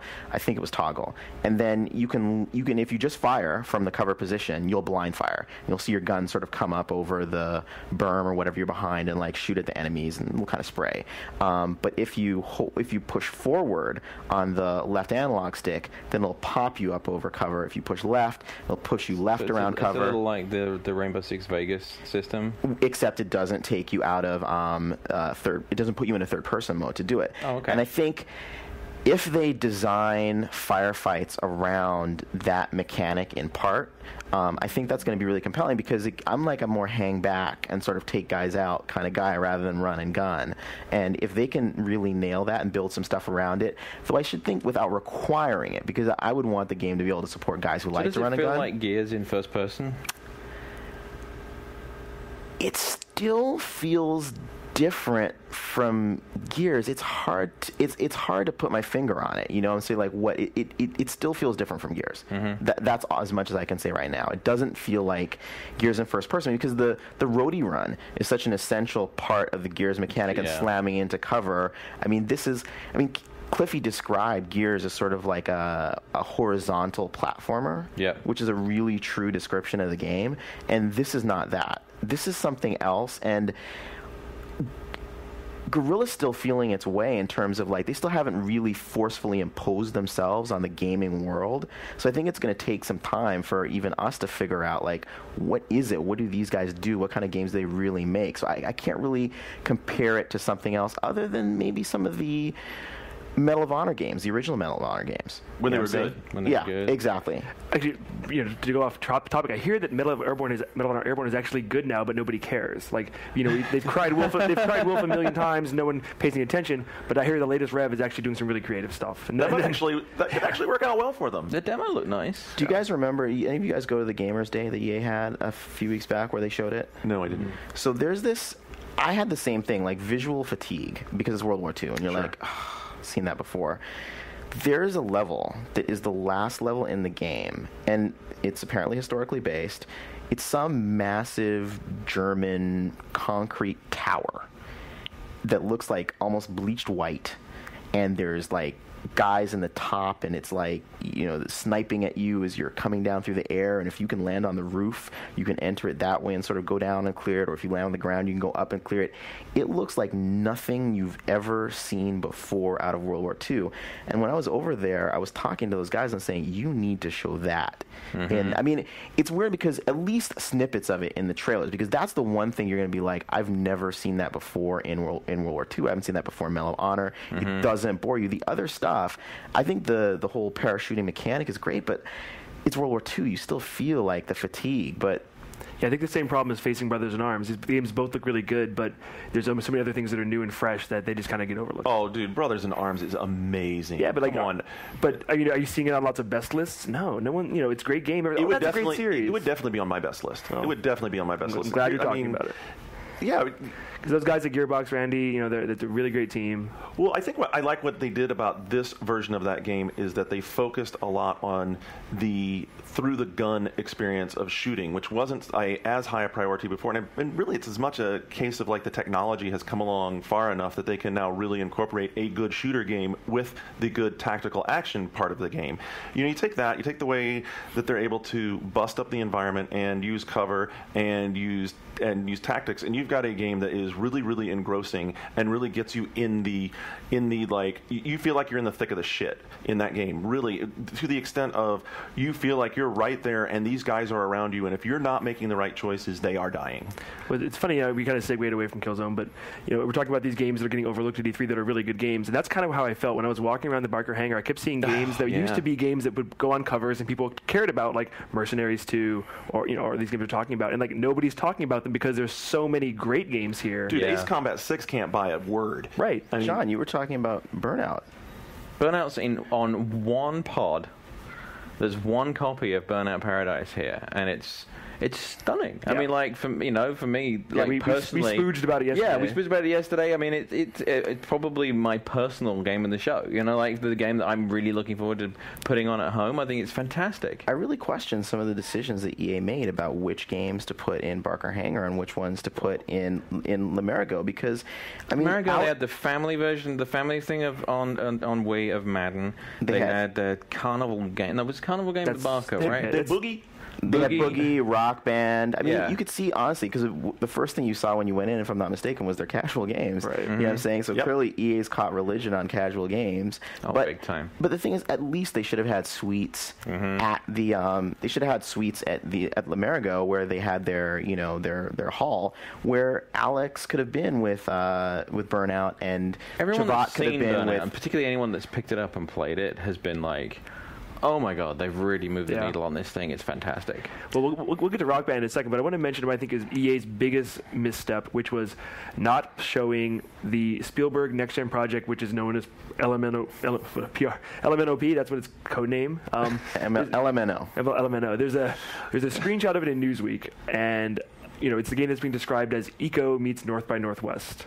And it's a story of, like, you're a regular guy, and you get this alien girl from outer space comes, and you're on the run through America. You're being pursued by somebody. And the screenshot, it shows just the girl. She's, like, holding a puppy, and she's at, a rundown hotel. And it looks really interesting and evocative. And you hear about this game, and you talk to people working on it, and it sounds really amazing. Yeah. And, the eco thing plays into the game journalist, mentality completely. I think they could have possibly stolen E3 had they showed it in the way. There's also They can't show it. EAP is doing It's in the first stage of. It's in the. They sort of explained to me when I went to visit them that there's 2 stages of pre-production, and I think they're just wrapping the first stage. So it's not. But like a teaser to get us all excited. I think they could have done something. There's a concept art teaser that they have in house, but they don't want to show that. They know you want gameplay. EAP is doing the next DICE game as well. It's called like Mirror Edge, I think. Yes. Or something. Is that what it's called? Mirror something. Mirror's Edge. Mirror's Edge. Yeah. Which is like got lots of like free running type mechanics, but in first person, and it's like a really different take on being able to do an action game in first person that's not necessarily Have you had a shooter chance based. to see it? Didn't show that either. No. Oh, okay. You knew it was really quick. I thought you might have had a chance. No, I haven't had a speak chance with to see knowledge. Mirror's Edge. But again, it's an unusual choice. Like the people that have seen it have been like, oh my god, you got to, this game sounds like such an amazing and like different take on taking a look and feel of a game that that is very expected, but throwing a completely different gameplay mechanic at it. So we were talking about the forgotten games of E3, and I mean, this is kind of building on something I was thinking as far as like. Turn your damn ringer off. It is off. I have no idea why it rang. I turned it to silent a minute ago. The whole thought of why I thought that Medal of Honor not being on people's radar anymore might be a good thing for them, because it gives them the opportunity to do what they did originally, which is surprise you. That's and if they have the tower thing, that's really cool. And maybe some of these other games, maybe being forgotten right now, it will work out for the ones that are potential AAAs, because they'll be able to surprise you. But that doesn't really match what they want to do marketing-wise, because if you're making a AAA title, you want to have the word out there, you want to have people buying it, and it puts them in a tough situation, right? Mm-hmm. Well, but at least they are focusing on Rock Band, which I think a lot of people might nominate for Game of the Show. I might, yeah. I'm thinking. So I was over there earlier on, and there was a guy that who. I mean, he wasn't a professional drummer. He was a guy who. Come on, Garnet. Silence Cut that it thing. out. Jesus. Throw it away. Who he plays drum. He's been playing drums for 15 years. He was a journalist. I'm not sure where he was from, but he sat down. They were playing the Nirvana song, and on hard, right? And he was playing on hard. We've always heard that on hard, playing the drums in Rock Band is like really playing the drums. Well, this guy was banging the shit out of that drum kit, like a real drummer. It wasn't like watching a gamer trying to hit the drums. He was playing the drums, and the thing wasn't wobbling. It wasn't shaking. It was taking this incredible beating that he was giving. You said he even stopped watching the on-screen he stopped indicators. watching the game, and he was just playing the drums. It's like when you watch someone play karaoke and they know the song off by heart, and they're just singing along with it. This guy was playing the drums along with it. Well, there's been a lot of Guitar Hero 3 versus Rock Band, and actually EGM's Michael Donahoe made a really great this comment was this morning. He's like, Guitar Hero 3 is Megadeth to Rock Band's Metallica. Yeah. it's hard to argue against that because Rock Band has unleashed so much, and they have so much they have drums, they have singing, they have this whole drums package. Might be its Achilles heel though. Really? Because I think everyone wants to play drums. Well, and the drums are the most expensive peripheral. Yeah. But I think you see, all I've heard, people say, have you seen Rock Band? Oh, it's awesome, it's awesome, it's awesome. Have you seen the drum kit? Have you seen anyone playing the drum? Everyone is fixated on the drum. No one cares about the karaoke part. Well, it'll be popular. It's funny, Brian was like, why'd they even include it? I'm like, well, why not? Karaoke Revolution is a popular franchise. People want to sing. Why not include more content? Why be upset? It's a rock band. Yeah. You know what I'm saying? It's like you have to have the singer. I mean, you don't have to. And you play tambourine with it. That's badass. Don't underestimate Guitar Hero 3, though. I mean, I think that we were very quick to say, oh, Rock Band's very pretty and it looks cool, and then to say, oh, goodbye to Guitar Hero 3. Dude, I played Guitar Hero 3. Of course it's still solid, and of course it's going to outsell Rock Band, I guarantee that. But once you play that, it's hard to go back. Yeah, I think logically, I mean, we've made this argument before. Logically, there's a lot of power to the Guitar Hero brand, but I think there's an emotional thing with Rock Band that once you've seen it, the best possible thing, EA needs to get Rock Band in front of as many people as possible. They need to be going on, I think they should have.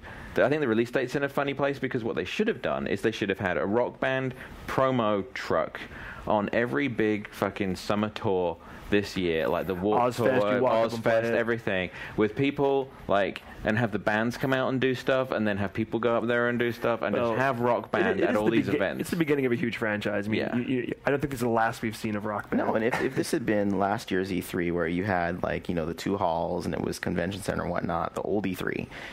If this had been there, you walk right into South Hall and the first thing you see is EA's booth, and they'd had it set up in the middle there and had people rocking out and whatnot, it would have been to this year's E3 what the Wii was to last year, and there would have been no way that you could have left E3 talking about Guitar Hero 3 instead of Rock Band. Right. You know what I'm saying? It's like, just seeing it, it's the fantasy fulfilled. Yeah. You won't talk about it instead, but Guitar Hero 3 does have a lot going for it. First of all, the guitar battles are a lot of fun. And the fact that Slash went into the studio and recorded all original material for his battle. When you battle Slash, you're actually playing a two-sided song or two-sided guitar jam that Slash went into a studio and recorded specifically for this game with him dueling himself on guitar, and that's what you're playing. That is really, really cool. And the way the mechanic works of, using your star power, but instead of becoming star power being an attack that you throw at the other person's fretboard is really cool. And the concerns about Neversoft taking the game and whether or not it would work and they could make a game, I can tell you, I can just lay it to rest right now. I was actually surprised because in prior years when we've seen early builds of Guitar Hero games, it was hard to get a feel for how well they would play because they typically had, some frame rate issues, they hadn't come up to speed, they were synced, they would change their note tracking around. The demo that they had here for Guitar Hero 3 was fully realized. It had great sound mix. Did they take you into a room and tweak your nipples or something? I think they had a good time playing it. Guitar Hero is fun. They've done a great job emulating a very successful franchise. Meanwhile, and the note tracking is, dude, I like guitar. Shut up. Meanwhile, the people who made this game, they made the real evolution, and that's Rock Band.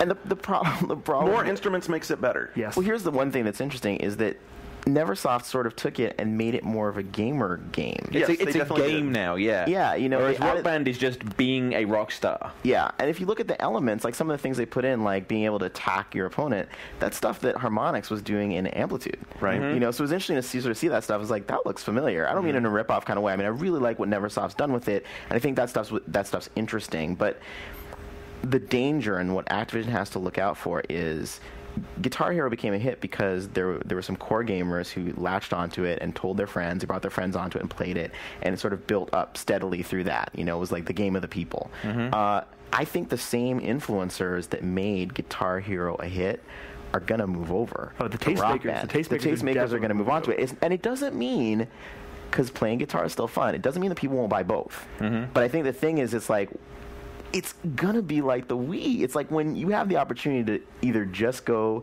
guitar, right, head to head in Guitar Hero, or guitar and bass, or to break out the whole thing and everyone's collaborating on the same thing. To me, that's more of the fantasy. That it's like Guitar Hero is the game, Rock Band's a fantasy. Which is cool, and I'm not saying that I don't like Rock Band better for a number of reasons, like predominantly we understand. because of the music. Right, none of us think Guitar Hero 3 is bad. But I want to make sure and get out there and say, don't take a dump on Guitar Hero 3 too early, because my biggest concerns were easily addressed when I played it. Besides, they have like over 50% of their songs are now master tracks. They got Living Color into the studio to actually do Cult of Personality over again with Vernon Reid like, I'm going to make the guitar solo harder. And it's totally crazy. And I would say the note tracking, you can tell that someone different than Harmonix did it, because they've done things that Harmonix didn't do, and it, for better or for worse, like part of the deal is they went to one of the big Guitar Hero sites, and they got some of those guys who are like the very, very Jedi master guitar players to help them work on note tracking, and it feels, there are a couple passages where like in those songs it really felt more like playing guitar, because they were doing different different moves on the fretboard that I hadn't done before, and I played a lot of Guitar Hero. Do the guitars in both games have the same buttons in the same place? Yes and no. Because it's going to really suck if the same guitar doesn't work in both games. I know you're going to want to buy the Stratocaster but as I understand, the Guitar Hero guitar works with Rock Band. However, are the colors in the same place? The colors are in the same place, yes. However, there are additional buttons on the Guitar Hero guitar that are down near the base of the neck. The Rock Band guitar. For additional, so I think that way you can do, in these crazy solos, you can do these hammer-ons and hammer-offs in different ways, and I'm not sure exactly, because I don't play it on that level. So potentially you could buy the Rock Band guitar and play that on both, but the Guitar Hero guitar is not going to deliver on Rock Band. Not completely. Well, I think it's cool. Obviously, the music genre all of a sudden just completely erupted. Yeah. It's kind of like been on that teeter-totter for a long time of karaoke revolutions and stuff, but now it's like... Where's Guitar Freaks? Like, why is Konami sitting this out? God, the guy that didn't bring Guitar Freaks to the US has got to be like... I also think Nintendo is dropping the ball, because they could have had some sort of Wii Music game. We saw that really simple orchestra thing last year. Where's that? Yeah, I think that's a missed opportunity, considering how broad and mass their appeal is. The Wii guitar for Guitar Hero 3 is kind of funny. It has like you flip the guitar over, and there's a door on the back of the guitar that you open and drop the Wiimote into the guitar. I don't understand why you have to do that. Why isn't it just a wireless guitar? It saves money. It's a cheaper device. Yeah. Yeah, they use all the functionality that's built. And you might be able to use it for the tilt functionality and some other things. I was thinking ZZ Top spins. Yeah. All right. Hey, I like that. Yeah. One more game I want to make sure we get to before we start talking about like wrap up and games of the show and all that kind of stuff is Fallout 3. And you went and saw it, and apparently they have a beautiful theater complete with theatrical chairs and everything. It was just the trailer, though, right? No, it was new stuff. It was showing aspects of fairly early on in the game and whatnot. Now I have to confess, the complete disclosure, I did fall asleep. Was it warm and dark? And guy, you're not the first journalist that told me that in that theater, in those chairs, which are apparently very comfortable, that you went to sleep. Let me make it clear: this is in no way casting aspersions against Bethesda or their fantastic game. And it was one of those kind of falling asleep where I didn't even know I'd fallen asleep until I woke up. So it wasn't like I caught myself, I'm falling asleep. What I saw looked phenomenal. I mean, that game just, the art direction, the whole not real time, sort of targeting system, like turn-based sort of combat. I'm so bummed I didn't get over this. It was one of the things I was really looking forward to seeing while I was They're just doing some fantastic stuff. And the thing is, it's like, I never got into Oblivion in part because I'm not really a sword and sorcery kind of guy. Men in Tights isn't my thing, but Fallout might be my first game of my first Bethesda, full-on RPG game. I want to get into it, and it's just... They're just doing very cool stuff. The only thing I wish they had changed, and I know we've got some Mass Effect fans among you, so you'll probably feel the same way, is the conversations still have the person looking dead on at you. And does it still have that weird, creepy Oblivion face where you're symmetrical faces? Yeah, some. It's just... Mass Effect is just so powerful the way they're doing those cutscenes, and I don't understand why. But people will be glad to know, and I think it's been reported that they support, full-on 3D, like a third-person perspective. So you can pull the camera back. I think you can even adjust how far back you send it, so you could almost like play it Gears of War / RE4 style. I mean, it's a new development team. Do they accurately capture that weird mix of like post-apocalyptic despair and weird humor that Fallout's known for? Yes. I mean, it's they're doing it. Now, I'm not a longtime Fallout fan, and I'm sure those guys are, burning, Bethesda in effigy somewhere, but what I saw is going to be strong. I think Bethesda's going to have another huge hit on their hands. I think longtime Fallout fans were already burned by the really shitty PS2 and Xbox Fallout games, so this should be a return to form. Absolutely. So. Well, it's a much different style, though. I mean, first person or third person, the engine that Oblivion was built on, is not going to give you the same sort of mix of tactical combat and command that Fallout gave you when you were actually in the battle. But if they get the atmosphere right, I think that would go a long way. They nail the atmosphere, but the tactical stuff, and unfortunately I was starting to fall asleep, is you can target individual parts of the bodies and things like that. So it just has a nice feel, and it just feels very integrated, very seamless. I think people are going to be, I would say even to the Fallout haters or the Fallout 3 haters who are Fallout fans, give it a chance. Pay attention to it, because I think the game's going to be pretty special. That's cool. In the next couple of weeks, we're going to be hearing a lot of wrap-ups on all this stuff. So I guess as we pull our show here to the finish line, let's do a little wrap-up kind of. You wanted to do a dual thing, right, John? Yeah, I want to do what you think is going to be, the game of the show, just from just being as observers of the industry. What do you think everyone's going to glom onto? And then what I want to hear from each of you is what is the game that really spoke to you individually, like the thing that you're really looking forward to getting home. I mean, it could be the same thing, but I think there are games that you can appreciate on a sort of broader level and just say, okay, well, that's probably the most powerful thing here, like something like Rock Band or whatever. Who wants to start? Kick it off, Shane? I'll start. Okay, so if I'm going to say the game of show in terms of overall importance and like coming out of E3, what the real takeaway is, I almost want to say Wii Health. And I played it, and I was a huge skeptic. I mean, like Nintendo, it was their big focus at the end of their press conference, and it kind of struck a sour. Wii Fit? Wii Fit, I'm sorry. What did you call it? Wii Health. I hate the name Wii Fit. Like, it should be Wii Fitness. Because fit is not a noun. It's adjective. Anyway, it was Nintendo's big focus, and it kind of went over like a lead balloon with enthusiast gamers, and like, where's my Kid Icarus? But after I actually played it, I found it weirdly engaging and addictive.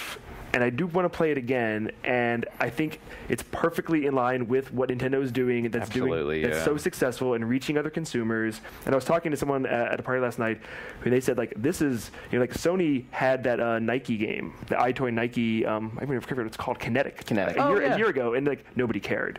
Right. And Microsoft had that game. They didn't publish it, but it was on Xbox. I forget what it was called. Right, like an aerobics or fitness. Aerobic thing. That's kind of creepy. Right, exactly. And Nintendo even had a dance aerobics game for their Power Pad and NES some 15 plus years ago. But finally, like the industry and like soccer moms and alpha moms have caught up with games, and I think that as much as we always say, Wii's all for soccer moms, but it really is, and this is an important turning point. So it's the right time to do it, because the whole world is caught up in the whole Wii like reality distortion field, where anything associated with it seems to get more attention. Exactly. And I am a big Wii Sports fan, and while playing it, it did feel like Wii Sports 2 in a lot of ways. Wasn't a lot of what you're talking about, though, why you thought that DS would be so big at the show? And DS, what happened? Well, they didn't show anything, and like some of the exciting games like Professor Layton weren't even here, so.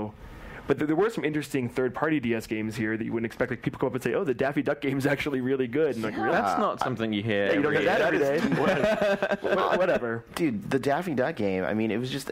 And when I first saw it, I was trying to figure out, well, what's the guts? Like, if you strip away the stuff that's on top, the stuff that really makes it awesome. Yeah. What is it? It's kind of Nintendogs in the sense that it's sort of like direct manipulation of a character, though it's you don't have as much leeway with the relationship, but just the idea that Daffy is self-aware, he knows he's in a video game, you can erase his body, draw in a new body, you're antagonizing him. So it's like postmodern Daffy Duck. Did you try putting the Wii in sleep mode? Genius. They had to get special permission from Nintendo to do that.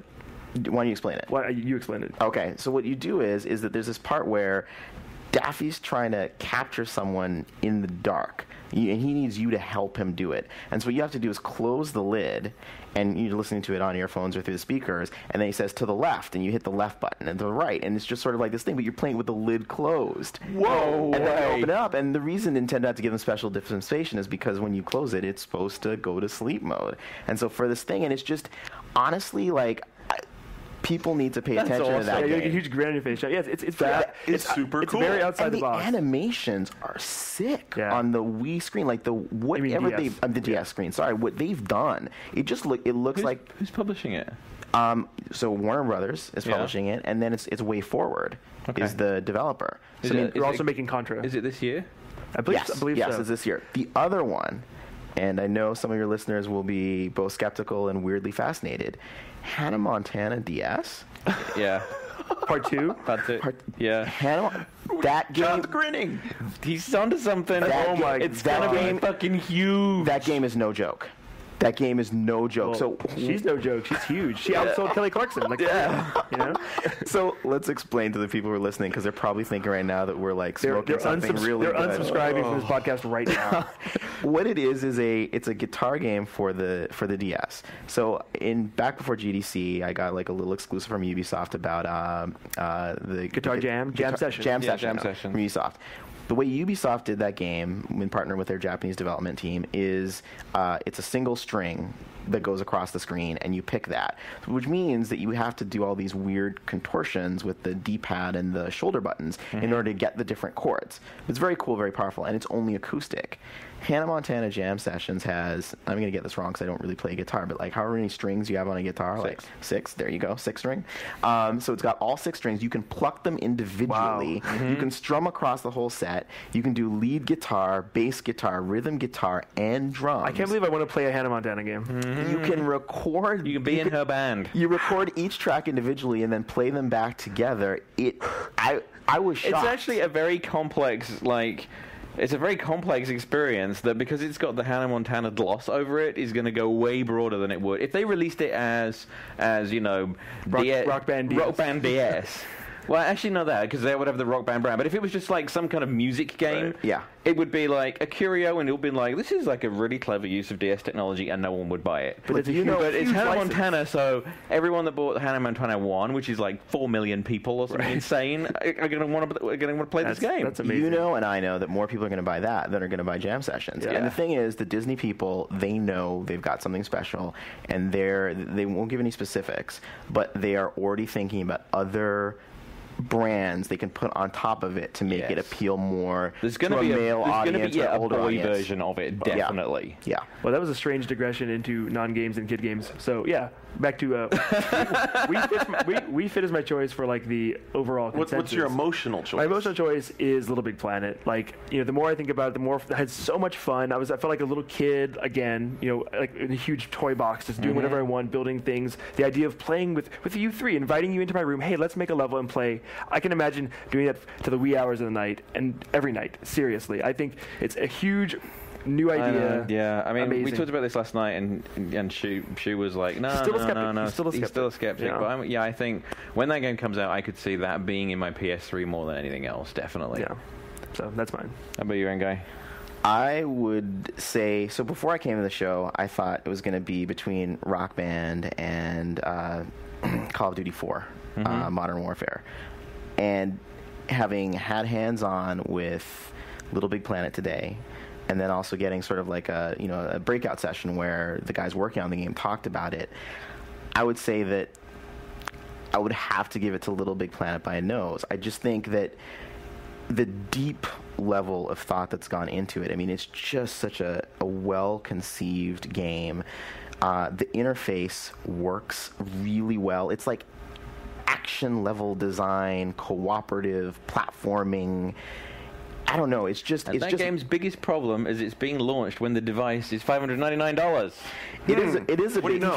Well, but you know, it's it's evolving. It's a start. And if you talk to those guys, it's almost like they're inviting everyone to come join the development process with them. It's a big adventure. It's not almost like that is what they are doing. Yeah, that is what let's hope the price drops so more people can join in. It's a grand adventure. We don't know where it's going to go. Seriously. So I mean, is that your personal choice, or is that you think the big picture choice? I think it's the big picture choice too, because you look at what I'll get to the back. I'll come back to that with my honorable mention, because I want to say what my personal choice is everyday shooter.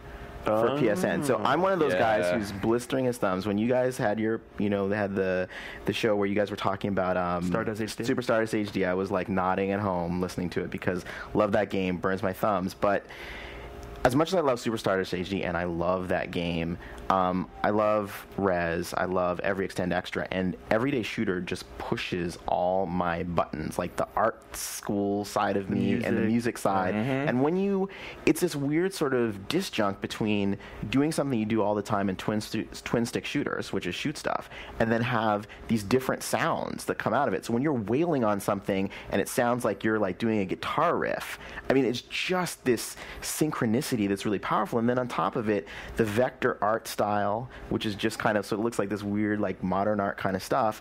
And then the fact that each level, the cool thing about twin stick shooters is you hit a point once you've got it, is you just zone out kind of. You just move and shoot, and you're just kind of like looking, and your brain's almost not active, right? With this, there's almost 2 stages to each level, because the chain system is different for each level. So it's almost like each level is its own game, its own twin stick shooter game. So what you have to do, the first part is exploration. It's really figuring out what are the rules for this level. That's cool. And then once you have that, then you can zone out.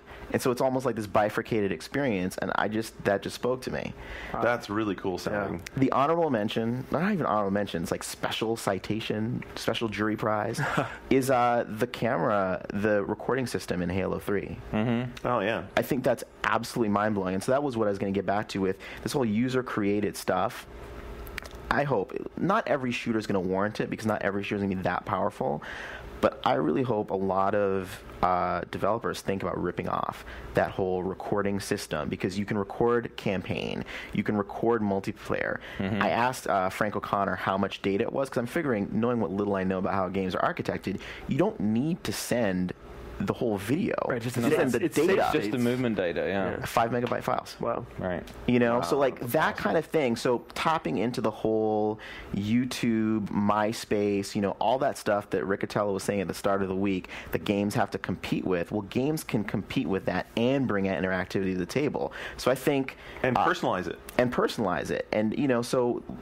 We were talking about, the downloads, the mods in Unreal Tournament and that kind of thing. You can create your own stickers in Little Big Planet and that kind of stuff. So I think Little Big Planet definitely signals something big. Yeah. And even if it's not ultimately the huge success because of the high PS3 price, it'll still have an impact on the industry, because they were saying even within Sony and just other developers that are making drinks, they want to do stuff. So imagine Sackboy running around with a Helgen helmet, or sort of like the sword from Heavenly Sword. Well, the guys at Media Molecule said that teams within Sony are coming up and be like, I want to make a level set, an item set based on our game. I think most Sony franchises, you're going to see that. Actually. That's really cool too. Yeah. This can be really weird when you have when they go really deep into the IP that they own. You have the Little Big Planet Lemmings level, and Dude, you can do all that stuff. You can make a tank and then give it to your friends. And give it to your friends, and just, honestly, it's so mind-blowing. I mean, I'm gushing now. You fully have the choir in this room. It's how I felt when I saw Spore for the first time. But, it's weird because Spore, because it literally is, world creature, and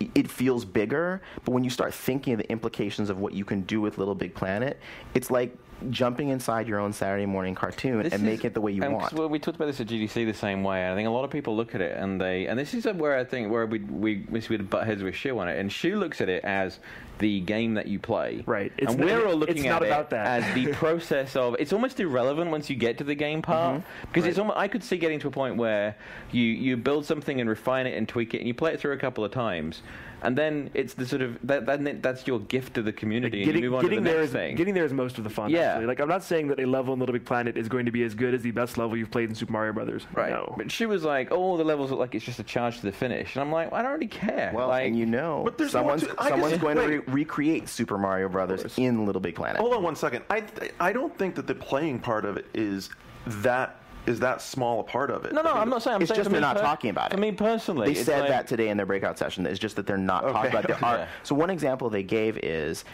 you can set a start point and a finish point in the level. When someone runs past it, it triggers a stopwatch.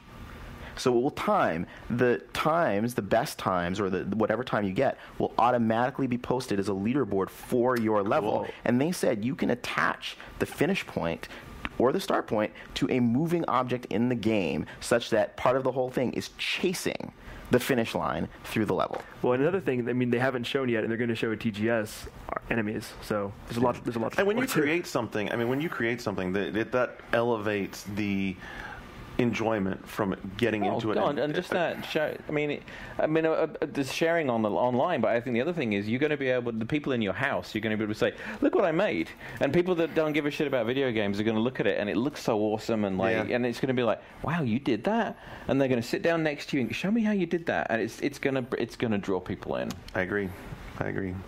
You want me to pick up next? Yeah, you next. So I think there's going to be a lot of talk about the technical impressiveness of the shooters from, Crysis obviously blowing people away, Call of Duty 4 in its presentation, and Killzone obviously, which made a great showing. But I don't know that just that technical glamour anymore is going to get it done. I'm going to say that what you came into the show thinking was going to be Rock Band is amazing. And after all your Guitar Hero support? Dude, I was just keeping it real with Guitar Hero. I was keeping it real to the extent that Guitar Hero is still a fun game to play, but Rock Band is a tremendous evolution of it. And most importantly to me, as someone who loves playing Guitar Hero, the music deals that they have in place, full albums, make this game a behemoth. Yeah, it is going Metallica. It is going to steamroll through the market. If I can go out and buy my favorite albums, that's brilliant. The amount of money they will be able to take from me on a weekly basis is stupid. It's just stupid. You're going to spend $5,000 on Rock Band. And the record industry has got to love it, because this is stuff that they can, it's their catalog. Yep. I mean, the thing. They'll sell it to you again. Well, the reason that they don't show catalog sales on the 100, top 100 charts is because catalog sales outsell most albums, like on a regular week. Mm-hmm. But they'll be able to monetize that stuff. But the other thing that's interesting, little slight digression, is that you see, I know Motley Crue did this, and other bands do it, is they'll re-record their own hits and sell them, because they can cut out the record label of most of that deal if they re-record the album. Mm-hmm. And so I think you're going to see a lot of these bands, because you were talking about Slash doing his own things. Imagine re-recording some of these versions, or doing an acoustic version or something like that. And that's why, can you imagine if some artist take the MTV Unplugged culture from the 80s and early 90s, but the only place to hear an unplugged version of a song is in Rock Band. Oh my gosh! And then the option to buy. Yeah. And sort of transfer a secure digital file that you can listen to and take with you. There are a lot of people. The questions are going to start to come up is so is this a fad? Is this going to go away? But I think the basic concept is so strong. Love for music is not going to go away, and the idea that your songs that you love outside of the game can now be fun in the game, I don't see losing that. Some people may go away from everything, but others will just kind of come in and join. It's such a smart idea. So, and you all know what my emotional choice is. I haven't made any bones about it. Mass Effect plays every string of my mind and my heart. I'm curious. We've talked about it a bunch this week, and no one mentioned the AI problems. I was talking to Mark, and he said that your buddy AI is getting stuck on walls a lot, and I wonder if that's going to be ironed out in time for release. I think Mark was overly concerned about that. In the first time they ran through that demo, the maneuvering system has been streamlined so significantly that it really amounts to, I barely even noticed it. As he was running up into the area where the guys got too far ahead and got jammed up, he threw the marker that tells your guys where to go way too far out ahead of himself, and I guess he didn't notice it, and then he was like, oh gosh, they went and killed everybody. And they were bouncing around through the room. But that's, AI routine is something you're tweaking up to the very end point. So no, I'm not concerned about it. If it's broken when it comes out, sure, that would be a severe disappointment. But everything else, the combat was really fun. When he ran through it the second time and didn't accidentally send them out so far that they went through and basically cleared the level out by themselves, it ran really well. He was having a good time playing the game. He was able to play it, at once, both like a shooter, a third-person action game, and a role-playing game. The concerns people had about the combat being too like full-spectrum warrior-ish and too picky, I think those have all gone away. I think they've done a really good balance with that. The storyline, the storytelling, the digital actors, and the whole, it's the package. It is the package. Mm-hmm. It's what I want to do with my entertainment time when I sit down to play a game. So I was gonna say Little Big Planet, but there's probably no need. We can hit rewind. And for my personal one, it really is a toss-up for me. There's two very different games, and one of them's Mass Effect, and the other one. The two games that I most want to go home and play are Mass Effect and Burnout. Yeah, Burnout's my number 2 after Little Big Planet. Burnout, they only showed a little bit, but like the handbrake turn parking and the fucking just the amount of imagination and creativity where they've just like completely rethought what that franchise is. I mean, they've kept the essence of it, which is the crazy crashes, but there's like they've like thrown all the conformity of the racing genre out and just been like, we're just going to do what's fun. Well, and I'm really happy because between 3 and Revenge, it was incremental, and this is actually a big revolution. Yeah. And I'm happy to see the Criterion. I think it's going to be really influential, and I was watching the guy playing it, and Alex was demoing it at the Sony thing, and he handed the pad over, and there was sort of little flashes of like Crackdown and a lot of sandboxy kind of games. Did you guys ever play Midtown Madness? Yeah, but this is way beyond Midnight Madness. It's way beyond that, but it is that vibe. It is, because we used to play Midtown Madness, and a bunch of us would just get together like in Paris and drive all over the place and see what kind of crazy crap we could do, and we'd make up our own little races, we'd run into each other, we'd race through the Arc de Triomphe, all that kind of stuff. And I was just seeing that like expanded on like tenfold when I was watching Burnout. Now, I'm not a judge this year. I know you are, Guy. Yes. My prediction for what the judges are going to give it to is Rock Band. Yeah. I think there's Rock Band. I mean, it's not out yet, but I think it's probably one of the most powerful brands at this E3 in terms of just everyone's talking about it. So you think Rock Band will win over Call of Duty 4? Yeah. I think so too. I think Call of Duty, as good as it is still, you've kind of seen it. My problem with Call of Duty is we were talking about fatigue earlier. Just shooter fatigue. How many first-person shooters did we see in sequence? All these press conferences. But it looks like, it's almost like if you took the opening tanker level from Metal Gear 2, put a bunch of buddies on it, and brought it to life in a shooter. Yeah. It's just, and I was going to say, when you're mentioning Burnout, is like a special citation for all of us frame rate whores to Alex Ward and to the guys at Infinity Ward. Yeah. There's something for me that's just powerful psychologically about 60 frames. The animation is so good in Call of Duty 4. Well, and I like those developers. There was no other alternative. They would not settle for anything less. Yeah. We actually talked about that yesterday with Infinity Ward. I mean, those guys are demons, and if Activision does lose the id engines, it's no doubt why they invested money and let Infinity Ward have the time to do this, because those guys are legitimate top tier engine wizards. I accidentally offended Alex Ward by misquoting him because he talks 1,000 words a minute, and I thought I'd heard him say that that doing the crash modes wasn't possible because of the layout, and it was actually the design choice. And he said, look, if you say it's not possible, that implies that there's a technical limitation. He goes, there is not a technical limitation to anything that we're doing. Yeah. And he goes, but getting this game running at 60 frames a second was like putting a man on Mars. It was just like there is so much shit going, and they did it, and it's rock solid, and it's just so beautiful. I mean.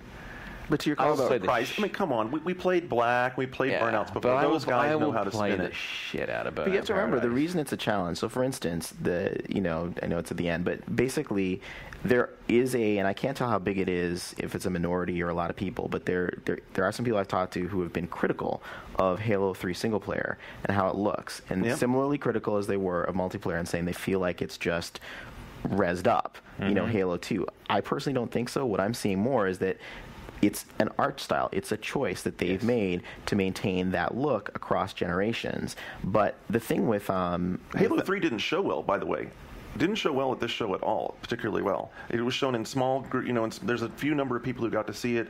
Most people saw that trailer, which was really, really, really cut up. The trailer was badly cut. I thought that Halo 3 legitimately had a chance to be the game of the show because I thought Microsoft would be shoving it in your face and really pushing it because it is their, 900-pound gorilla for the fall, and yet they really actually, I guess, made the strategic decision to downplay that and let all their other games shine. Well, the reception it got, I think, speaks to why I think it was such a challenge for Alex, because coming off of something like a Gears of War, like even going back to Call of Duty 2, the bar has been raised. It was like what I was saying at the start of this generation was we saw, target renders from Sony, and we saw, a CG movie from Bungie and all these things, and it just, as journalists, we're not technical people. We don't know how hard it is to make that stuff happen, but we think that stuff should happen. And so for Alex to pull off what people expect to be the visual bar for Burnout at 60 frames on top of it, I think that's where the challenge came from. Especially coming in the wake of the disastrous demise of renderware.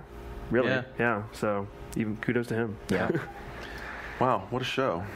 I'm exhausted. I'm about ready to go to the funeral march that's going up Ocean. So that's where you'll see me, at Gamecock's funeral for E3. Which started at 4:20 on, yeah, I'm a little late, but I'll catch up with those guys.